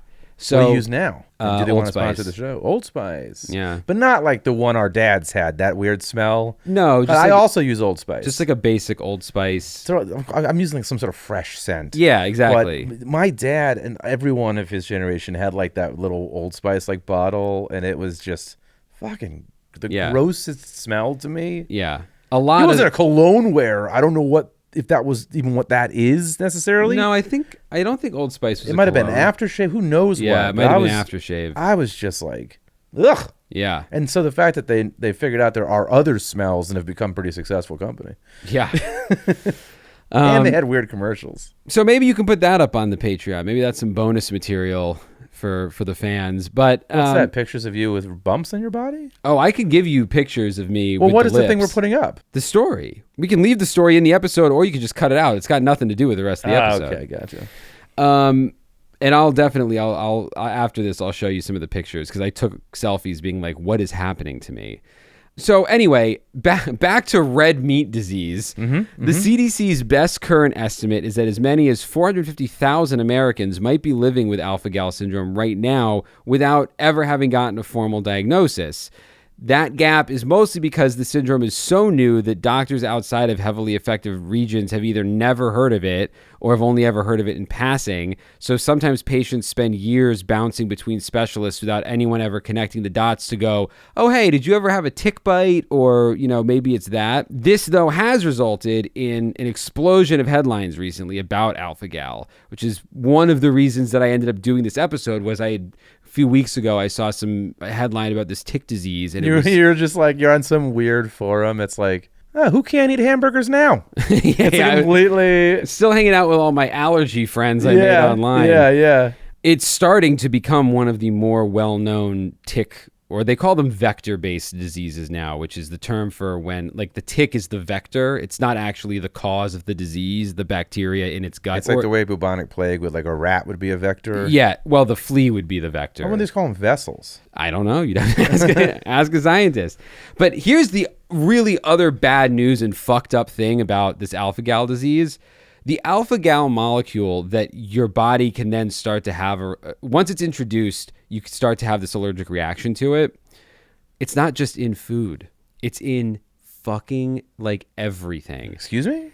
I thought it was like a weird sugar that other mammals made. It's in meat and dairy. It's in gelatin, which means... Which is in horse bones. Yep. Well, a lot of these things are animal derived, but so like any gel pill... any gel capsule pill. Is this because you said that the sugar thing is in these other mammals? Yes. So by virtue of their body at any point producing it means that the byproduct of them is in many of these products, yes. And you're having an allergic reaction not to red meat necessarily, but to this weird... Right. Yes. It most often shows up water. In red meat, but it can show up in gelatin and gel caps and... gummy vitamins. It's in a compound called magnesium stearate, which is in basically every supplement on the shelf in every store in America.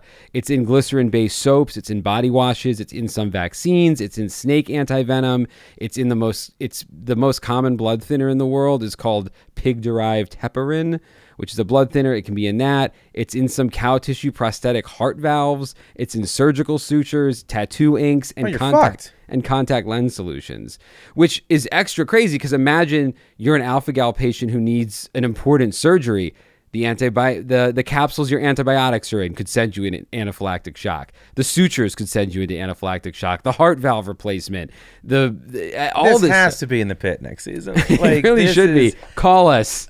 Call us. It is crazy. I know that there are latex versus non-latex glove things for, like, they ask you about that for surgeries and stuff. Yeah. But beyond that, I don't think they're like, hey, would you like us to change everything that we do here? Well, and I don't know for sure, but I wonder if maybe some of these animal-based products were derived as latex alternatives in some cases. Like, they needed a different stretchy thing, so they started like a using sheepskin condom. I don't know. But it's not good. If you have this, all of a sudden, just like going to the doctor can become a... It sounds like leaving your bed or getting in bed is a problem. Yeah. That's a truly... I can see now why it's kind of worse and weirder. Yeah. Yeah. And one of the other crazy things, this is a whole long aside. I ended up cutting it from the episode, but I want to mention it. The investigation into this allergic reaction to alpha-gal touches on a whole bunch of other medical science, but one of the ways that they figured out what was going on... Yeah, that must have been a tough nut to crack. It was a tough nut to crack. It's originally, I don't even remember exactly how, but it was originally connected to like a cancer drug that accidentally introduced alpha-gal into some people's systems, and that led to a whole bunch of allergic reactions. But anyway, basically the like Sherlock Holmes the Dr. House who was investigating what was going on got bit by a tick and developed alpha-gal syndrome. And that's how he figured it out. That's fucking That's astronauts situation where it's like, we've talked about this on other times where like the original astronauts, the Mercury 7 or whatever, before they landed on these guys, they were going to go to like Hollywood stuntmen and daredevils and like who would be crazy enough to strap themselves to a rocket. Yeah. And they found out pretty quickly it's no help to us if it's not an engineer or somebody up there who can fix the rocket if something goes wrong. Not that, but just they can say, hey, this is what's happening and try and diagnose it in real time and have like a scientific method mind of, for when you build the next one, I won't fall out if you do this, or maybe it's a thruster thing or blah, blah, blah. And so it's just interesting that it took a guy who has the know-how to see a cause and effect to have been bitten by a tick and go, wait a minute, that's the thing that was different. Yeah. And like, I don't know, just somebody who has it bit the wrong person if it wanted to stay a secret. It did. Yeah, he messed with the wrong man. Yeah. Someone who was equipped to be able to tell you what went wrong and here's how, and diagnose what may have happened. Yeah. He still wasn't really able to stop it. Did he get the tick? I don't know if he got the tick, but he got the disease. It's like how Spider-Man got bit and then the spider died or it went away. You know what I mean? He doesn't have the spider anymore to test on. I'm sure he doesn't because he got bit by the tick and then came down with the disease, but I'm sure by then the tick was long gone. Tick left. Yeah, because it's not like he was... Homewrecker. He wasn't investigating ticks already. He just happened to... He was like, wait a second, this just happened. Wait, we should check to see what's going on with the ticks. And then that's... Yeah, I'm just saying that it would be... I'm sure when he told his friend about it, they're like, would you still have the tick? We can do the test. We can see if it's got... Hold its ass down. Yeah. And beat it out of it. With very small fists. Yeah. The last thing I want to flag about the Lone Star tick is where it's been showing up. We talked earlier about how it's been steadily spreading north out of Texas all the way up into Maine. Riding the rails. Yeah, hobo ticks. I'm sure well, hobos hobo had some spiders, remember? Yeah, I'm sure hobos have had some crazy ticks too. I don't even want to... it's the only thing that kills the tick community. Is that it bit a hobo and then it brings that back to its community of like... It's got rail riding disease. I don't know. The standard explanation for how it's spreading so far and wide is climate change. And that is almost certainly, probably, definitely most of the story. But the Lone Star tick really did seem to start showing up in the Northeast in a hurry.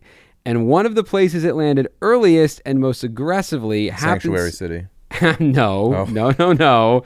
Not a sanctuary for ticks, happens to be right across the water from a U.S. government bioweapons lab. So buckle up, baby, because it is time for Chris's Conspiracy Corner. So the town of Old Lyme, Connecticut, where the original Lyme disease cluster popped up in the 1970s, sits on Long Island Sound. So did you when you stayed with my family. I did. And I didn't even realize until fairly recently in my life that that's what the Long Island Sound was, because I didn't grow up anywhere near it. Sure, yeah. When you look out, that's not the Atlantic Ocean. Right. It's the Long Island Sound is the body of water between Connecticut and the North Shore of Long Island. And about 9 miles offshore from Old Lyme, almost in a directly straight line across the water, is a small piece of land called Plum Island. Now, Plum Island has lots of conspiracy theories floating around it, some of which helped inspire Stranger Things, some of which I'm sure have helped inspire heinous acts of individuals who believe that they are stopping a government conspiracy. But Plum Island, in reality, has been home since the 1950s to the Plum Island Animal Disease Center, which on paper is a USDA facility that researches foreign animal diseases like foot and mouth disease and African swine fever. Off paper, according to a lot of different investigative journalists, declassified documents, and the like, it has also been home to a story that the federal government would prefer you didn't poke too hard at. And that story, of course, starts with a Nazi.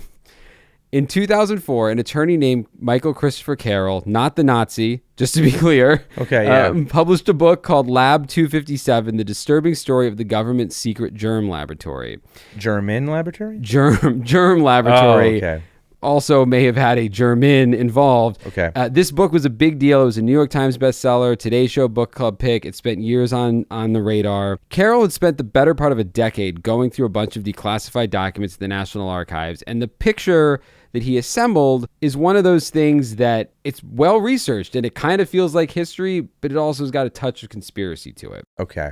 According to Carroll, and a counterpunch piece by this guy Carl Grossman that kind of summarizes Carroll's findings, here's basically what happened.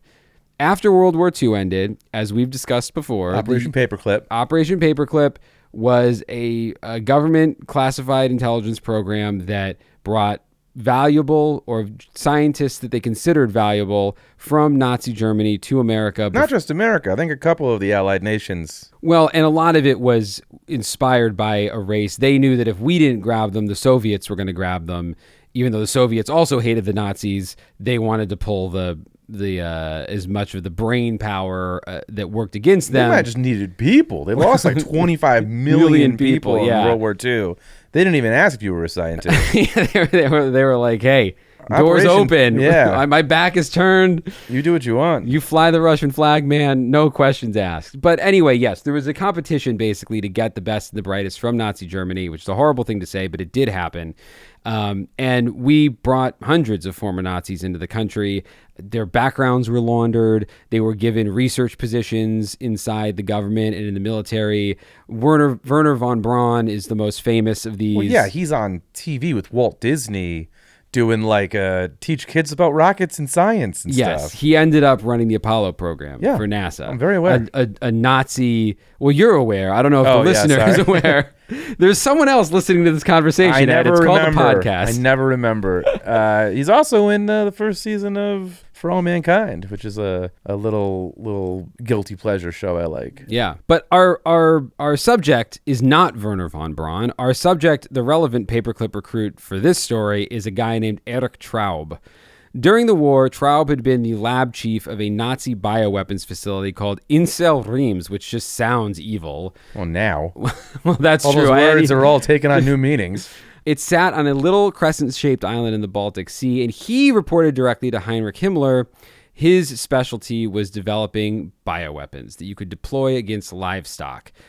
The theory the Nazis had was that they wanted to try to wipe out the Soviet Union's cattle and reindeer herds and starve swaths of the country without actually having to go fight them. One of my favorite jokes in Mitchell and Webb, in the sketch where they play Nazis and they're like, are we the baddies? Are we the baddies? Because the design the uniforms. But one of my favorite jokes in that is like, was anything I learned in the last 1,000 miles of retreat is that Russia's in dire need of mechanized farming because they burned everything. Yeah. Or whatever the hell they had done. They destroyed all the crops.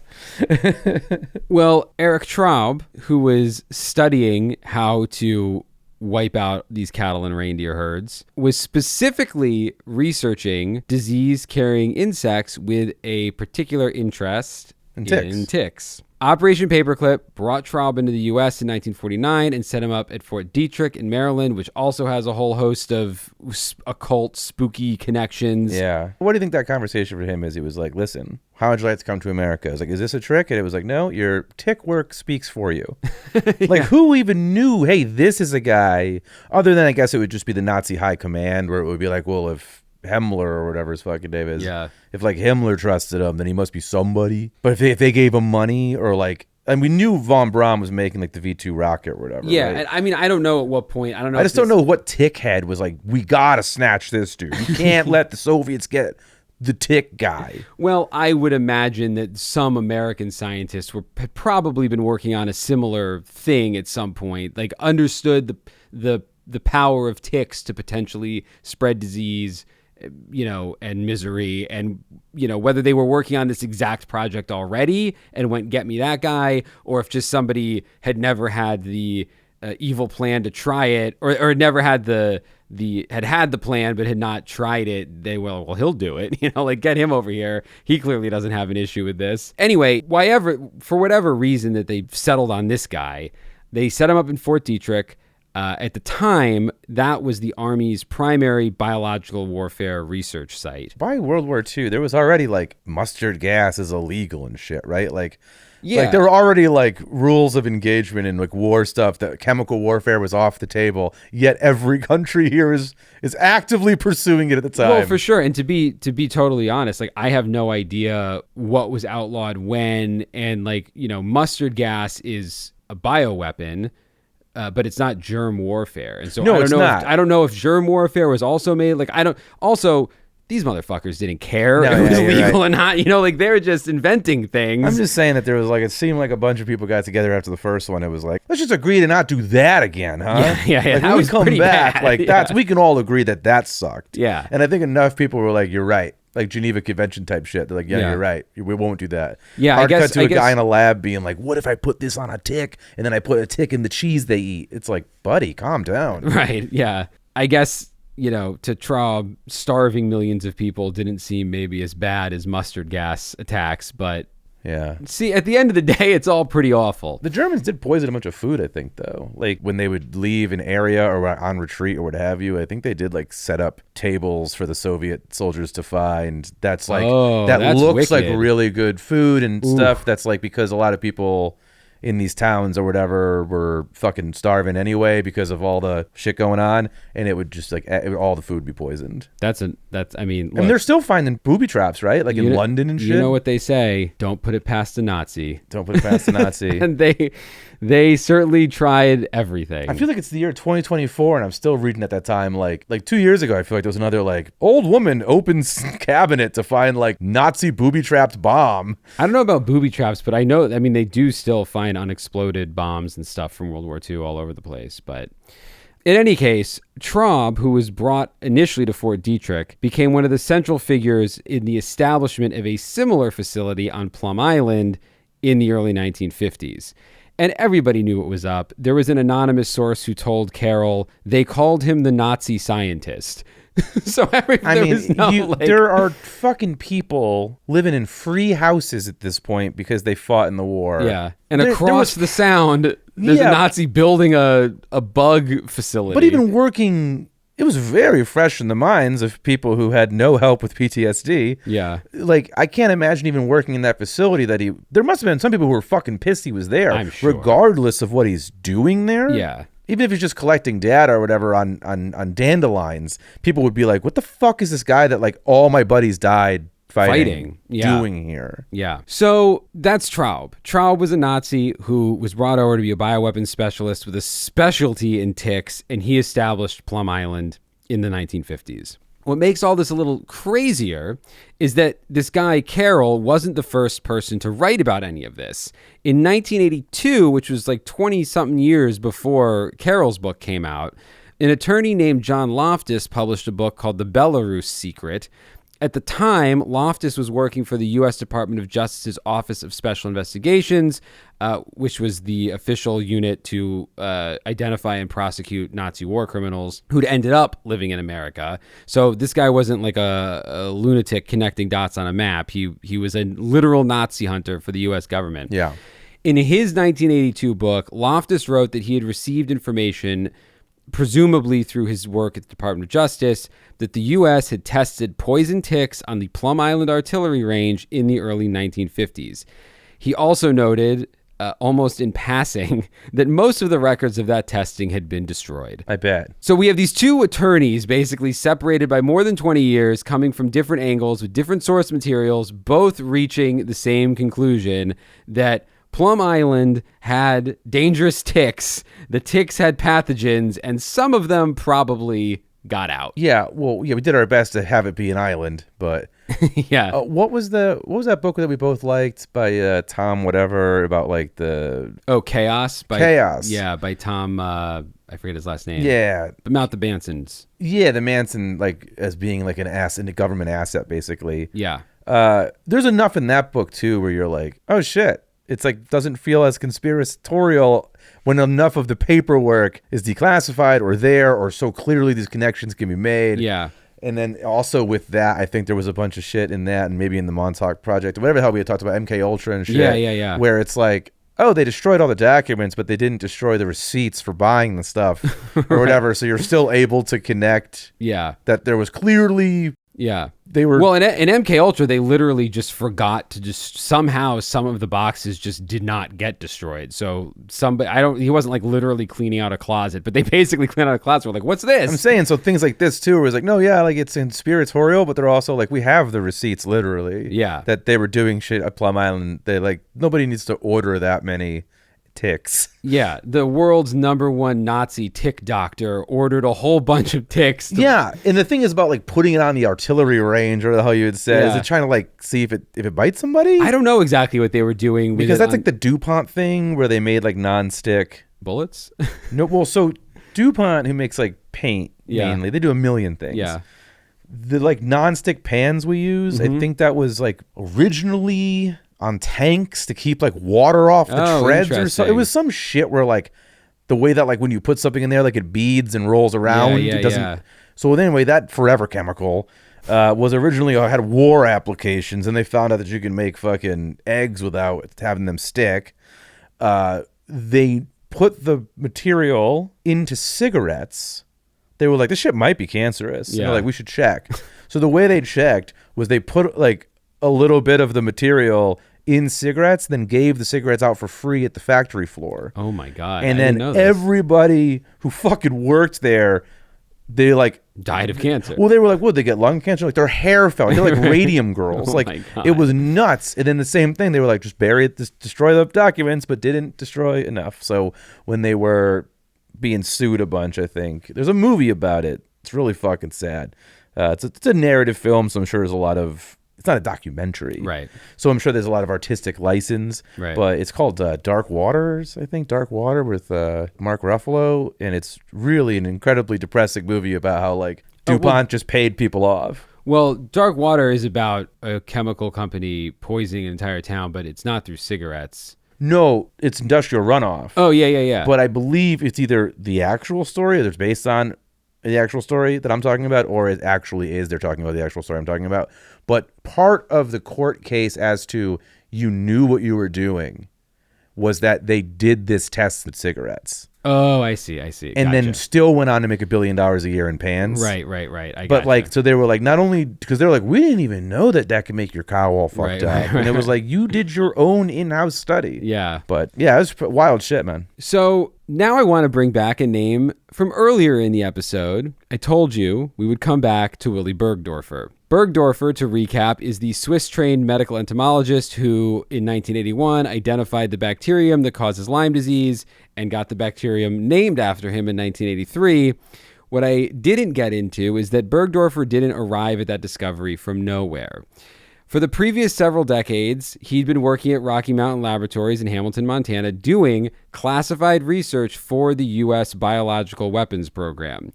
And the specific research he was doing year in and year out for most of his career was injecting pathogens into ticks. His own paper, published in 1952, describes the deliberate infection of ticks with diseases as part of his work. That is fucking crazy. Yeah. Like, that is it a little needle? Or does he like put it in some like, he must put the disease in like a bunny and then put the ticks on the bunny. I think so. To suck the blood. Yes. But either way, if you got a sick bunny that you filled with Lyme disease, that's one thing. Yeah. But to have to fill it into something that you can so easily lose in a second. Like, I looked one way, I looked back, the tick was gone. Right. There's not enough doors you can like close, in my opinion, to feel safe with doing that. No. And according to Chris Newby, who is a Stanford science writer who's done some of the most rigorous modern reporting on all of this, Burgdorfer spent all these 2 decades inside the bioweapons program. Looking for the tick he lost. Yeah, down on his hands and knees going, oh God. What have I done?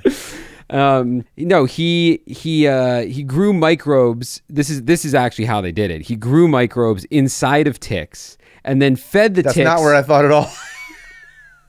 No. Wow, go ahead. He grew the microbes inside the ticks, fed the ticks to lab animals, and then harvested the results to determine which combinations of tick and pathogen produced the kinds of illnesses the military wanted to be able to deploy. Everyone involved in this should be in prison, and if I see one of them in heaven, I'll be pissed. These are people who went and decided, this is what I'm going to do, and took a harder path at it, too. I really think just got to be easier to put things in a bigger animal, right? You would imagine, yeah. But I guess he was trying to grow new kinds of diseases, so... But the idea that he's, or anyone, is going to wake up in the morning and be like, gotta go disease a tick this morning. Then I gotta not only, like, let a tick be a tick, which is, hey, man, I can't help it if the tick wants to bite this rabbit. But no, they're force feeding animals ticks. Yes. Hey, eat this bug. Yeah. Is crazy. Yeah. And then be like, what happened to the rabbit? And it was like, oh, the rabbit's whole head exploded. And then the U.S. government being like, no, the ideal thing for us is if their eyebrows fall off so that we embarrass their army. Yes. Too many questions will come from heads exploding. And so he was like, all right, got to put a different fucking disease in this tick and see if the eyebrows fall off. Like, the idea that someone's doing it is awful and you should be in hell. The idea that someone is looking over their work to be like, we actually have fucked up goals in mind for this, also should be in hell. Yes. Nixon officially shut down the U.S. offensive bioweapons program in 1969, but a number of the tick programs... Was that a public announcement, or he did it like quietly in the background, the army stopped doing it? I don't know, but it was officially... This is a man who had a lot of controversy in his presidency. He did. And so I imagine it could also be like, hey, bring our boys home. And he's like, I shut down a tick thing today. Well, I'm the good guy. He shut it down, but it was already too late because we know like that... with most things tick-related, already too late. And we know that at least 2 of the tick programs had already left the lab on purpose in one form or another. After the Bay of Pigs, the United States dropped diseased ticks on Cuba as part of Operation Mongoose. This has been verified through multiple sources, including declassified JFK files and quotes from a CIA officer involved at the time. The goal of the drop was to make Cuban agricultural workers sick enough to disrupt the sugarcane harvest. And there was also a separate Army-funded project around the same period, which is even crazier, in which researchers released hundreds of thousands of radioactive ticks along the Atlantic bird flyway near Norfolk, Virginia. They'd made them radioactive. So you can find them again. Yes. That's what I was about to say. Like, at least you can isolate an isotope. It's what my mind immediately went to that. Yes. It wasn't to create a bunch of irradiated super soldiers or formed from birds or whatever. They wanted to track them with Geiger counters once they spread. God, I feel like a genius for knowing that. The whole point of the experiment was to study how far ticks would migrate when they hitched rides on migratory birds. Yeah. Just want to point out, these birds were migrating north. A lot of these ticks over the years have been migrating pretty far north. I will say, I mean, the more you hear about the stuff us doing this show or shows that do a lot more conspiracy heavy shit than we'll ever do, the more you must just be like, I wouldn't take the vaccine either. If I, you know what I mean? If like I had 260 episodes of this type of shit, not our show, but other types of shows, well, I'd also be like, I'm not putting anything in my body the government tells me to. Yeah. I mean, I think you can... There's a big difference between being able to draw connections between things and be able to prove something in a way that should affect the way that you live your life. And, you know, I think it's really important to be able to look at things and go, without going, well, fuck it, I'm not taking any vaccines. I'm not, because you can make almost anything rhyme. Like all these scientists that have gone missing. There's some weird coincidences in there. There's some disappearances that seem a little odd, deaths that seem spooky. But nothing that really is a defensible, provable pattern of operation of any kind, or at least not a pattern that I think you wouldn't find if you just surveyed, you know, let's say 100,000 scientists work for the government. Okay, 30 of them have had weird deaths and gone missing. If you just looked at 100,000 science teachers, you probably could find 30 who had weird deaths or went missing or, you know, went on a hike and died. And that doesn't mean that those science teachers were being killed as part of a government program. Okay. But anyway, the result... Spoken like someone who works for the fucking... Scientists are all... That's the last thing I need, is that people start saying that our show is like a psyop, like an anti... to cover up the conspiracies. Yeah, that's what I'm saying. Said like a guy who's been paid to cover up the conspiracies. The result... Let's go to an ad break. It was like, hi, do you love science and the U.S. government? The result of a lot of this is Chris Newby, who we just mentioned, a science writer at Stanford. She'd contracted Lyme herself on Martha's Vineyard in 2002.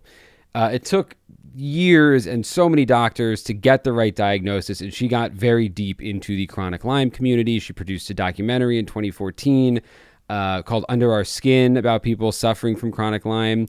So she spent from 2014 to 2019 researching and writing a book called Bitten: The Secret History of Lyme Disease and Biological Weapons, and it is a pretty well-crafted piece of journalism. Now, Newby has been in the presence of people with broader, weirder conspiracy theories, but the theories that she puts forward are, her name, I think, has been a little bit unfairly sullied because I think her theory of the case is less wild than what people have made it out to be on the internet.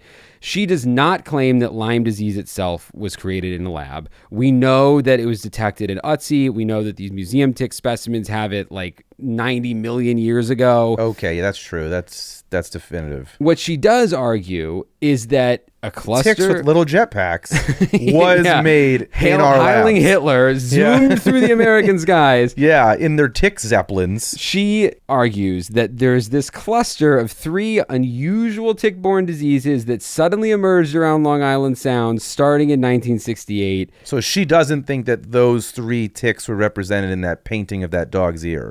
No, although that would be an incredible... That's like a Dan Brown level, Yeah. like the tick from the hyena ears. Exactly. No, she points out that within a 50-mile radius, all of a sudden around 1968, you start having cases of Lyme arthritis, Rocky Mountain spotted fever, and babesiosis. Can I throw something out here? Yes. When were we using Agent Orange in Vietnam? That would have been probably around the same time as That's what I'm this. thinking. Is it like, are people coming back and complaining about symptoms of that? Because I think there was joint stuff related to that and all sorts of dizziness and weird. Yeah.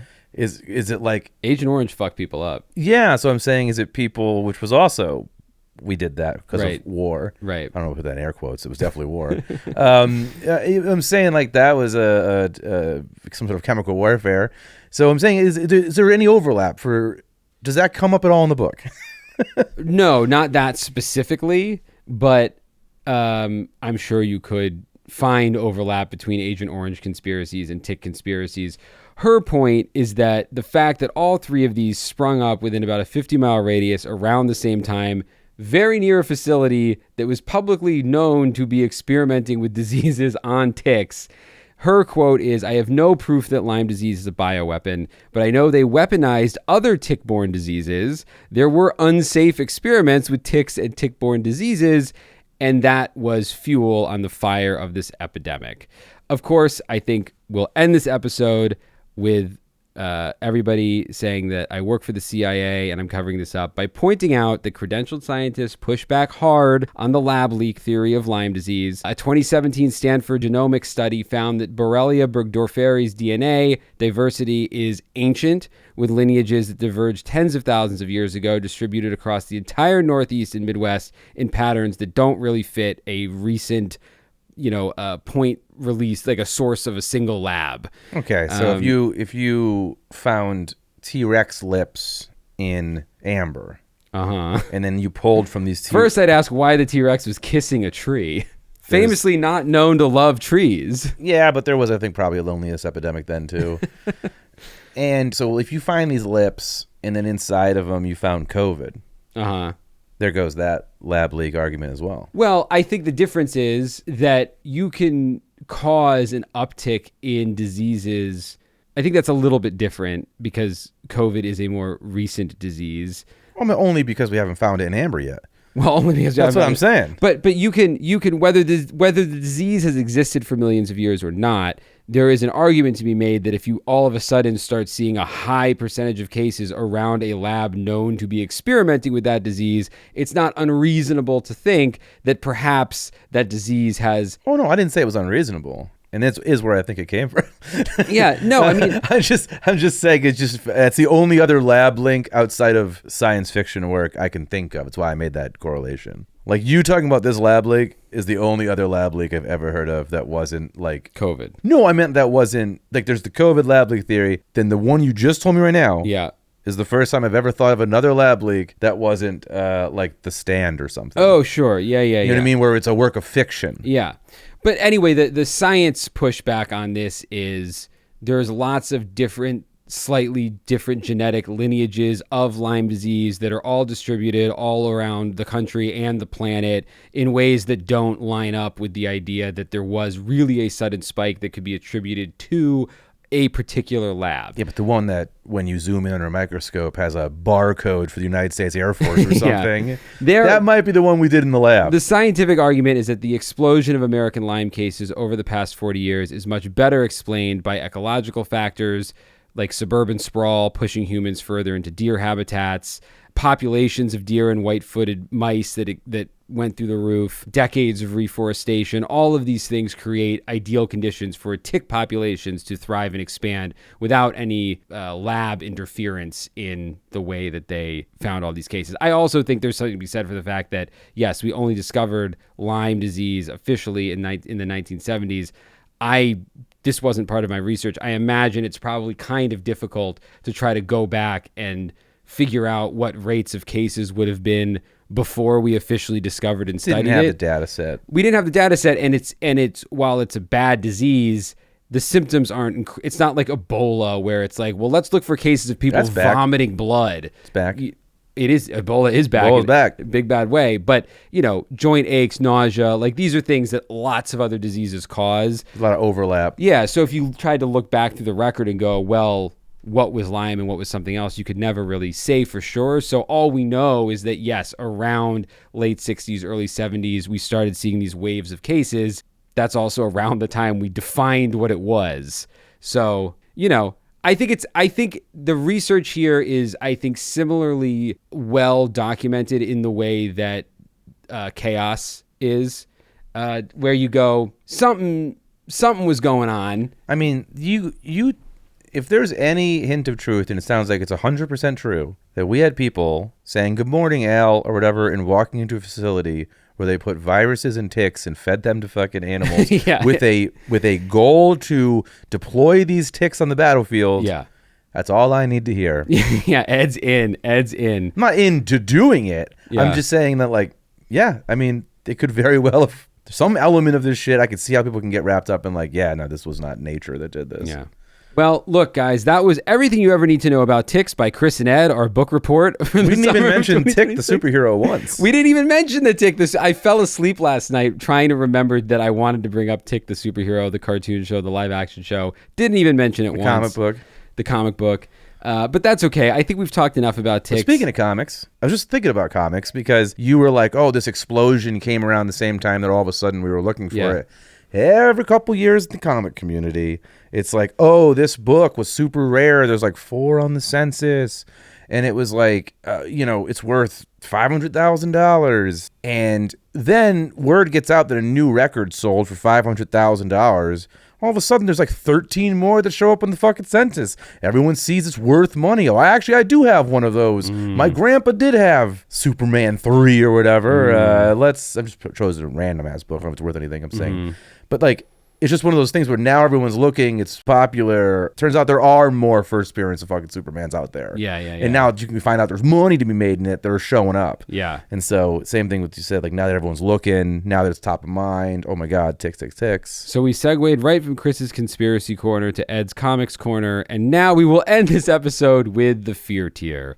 Ed, where do you place ticks on your fear tier this summer? It's a 6. 6. I feel like I've been doing 8 a lot, and it's a 6. I don't know. We didn't look at the numbers for California tick-wise. Mm-hmm. I think we are in a pretty good situation. Bad air quality, wildfires once again happening, but not a lot of mosquitoes. We rarely deal with mosquitoes here. You get mosquito bites, but I'm saying not a lot of mosquitoes, not a lot of tick stuff. Not a lot of crazy spiders. Yeah. Well, we have 48 different species of ticks in California, making it it's one of the most tick diverse states in the country. That's a giant piece of land. And the western black-legged tick is the primary carrier of Lyme disease in California, found mostly in cool, moist, wooded areas. Yeah, I'm not going there. I'm not going to Endor. And so what I'm saying is where we live in Southern California, it's not, I don't think I'm running into too many ticks here. Yeah. I run into more tick cosplayers. I will put ticks at a 4. I only went 6 once they get you. You're going to be allergic or dead. So well, not necessarily. I don't want to over freak people out, but yeah, check for ticks this summer. Make sure, consider this our PSA, our public service announcement. This is at the end of our G.I. Joe episode here. We're going to turn to the camera and say, hey kids, check your legs for ticks when you come in from outside. Check your clothing, check your arms, check your scalp, check your butt. That's where I found mine. Make sure that you don't have any ticks digging in. They do spread disease. They are very dangerous. And we love you here at Scared All the Time. We don't want anybody getting sick from a tick. So we'll move to the city. become broke, but you're not going to probably get bit by a tick. That's true. As much as That's once I true. left rural, like, my family lives by the water now. But Yeah. I'm saying once I left more rural, inland Connecticut, Yeah, I don't really run into ticks that much. No, a lot of city people don't. And even if you're out in the country, you know to wear long pants, you know to wear long socks. You check, you're going to be fine. I think ticks are a solid 4.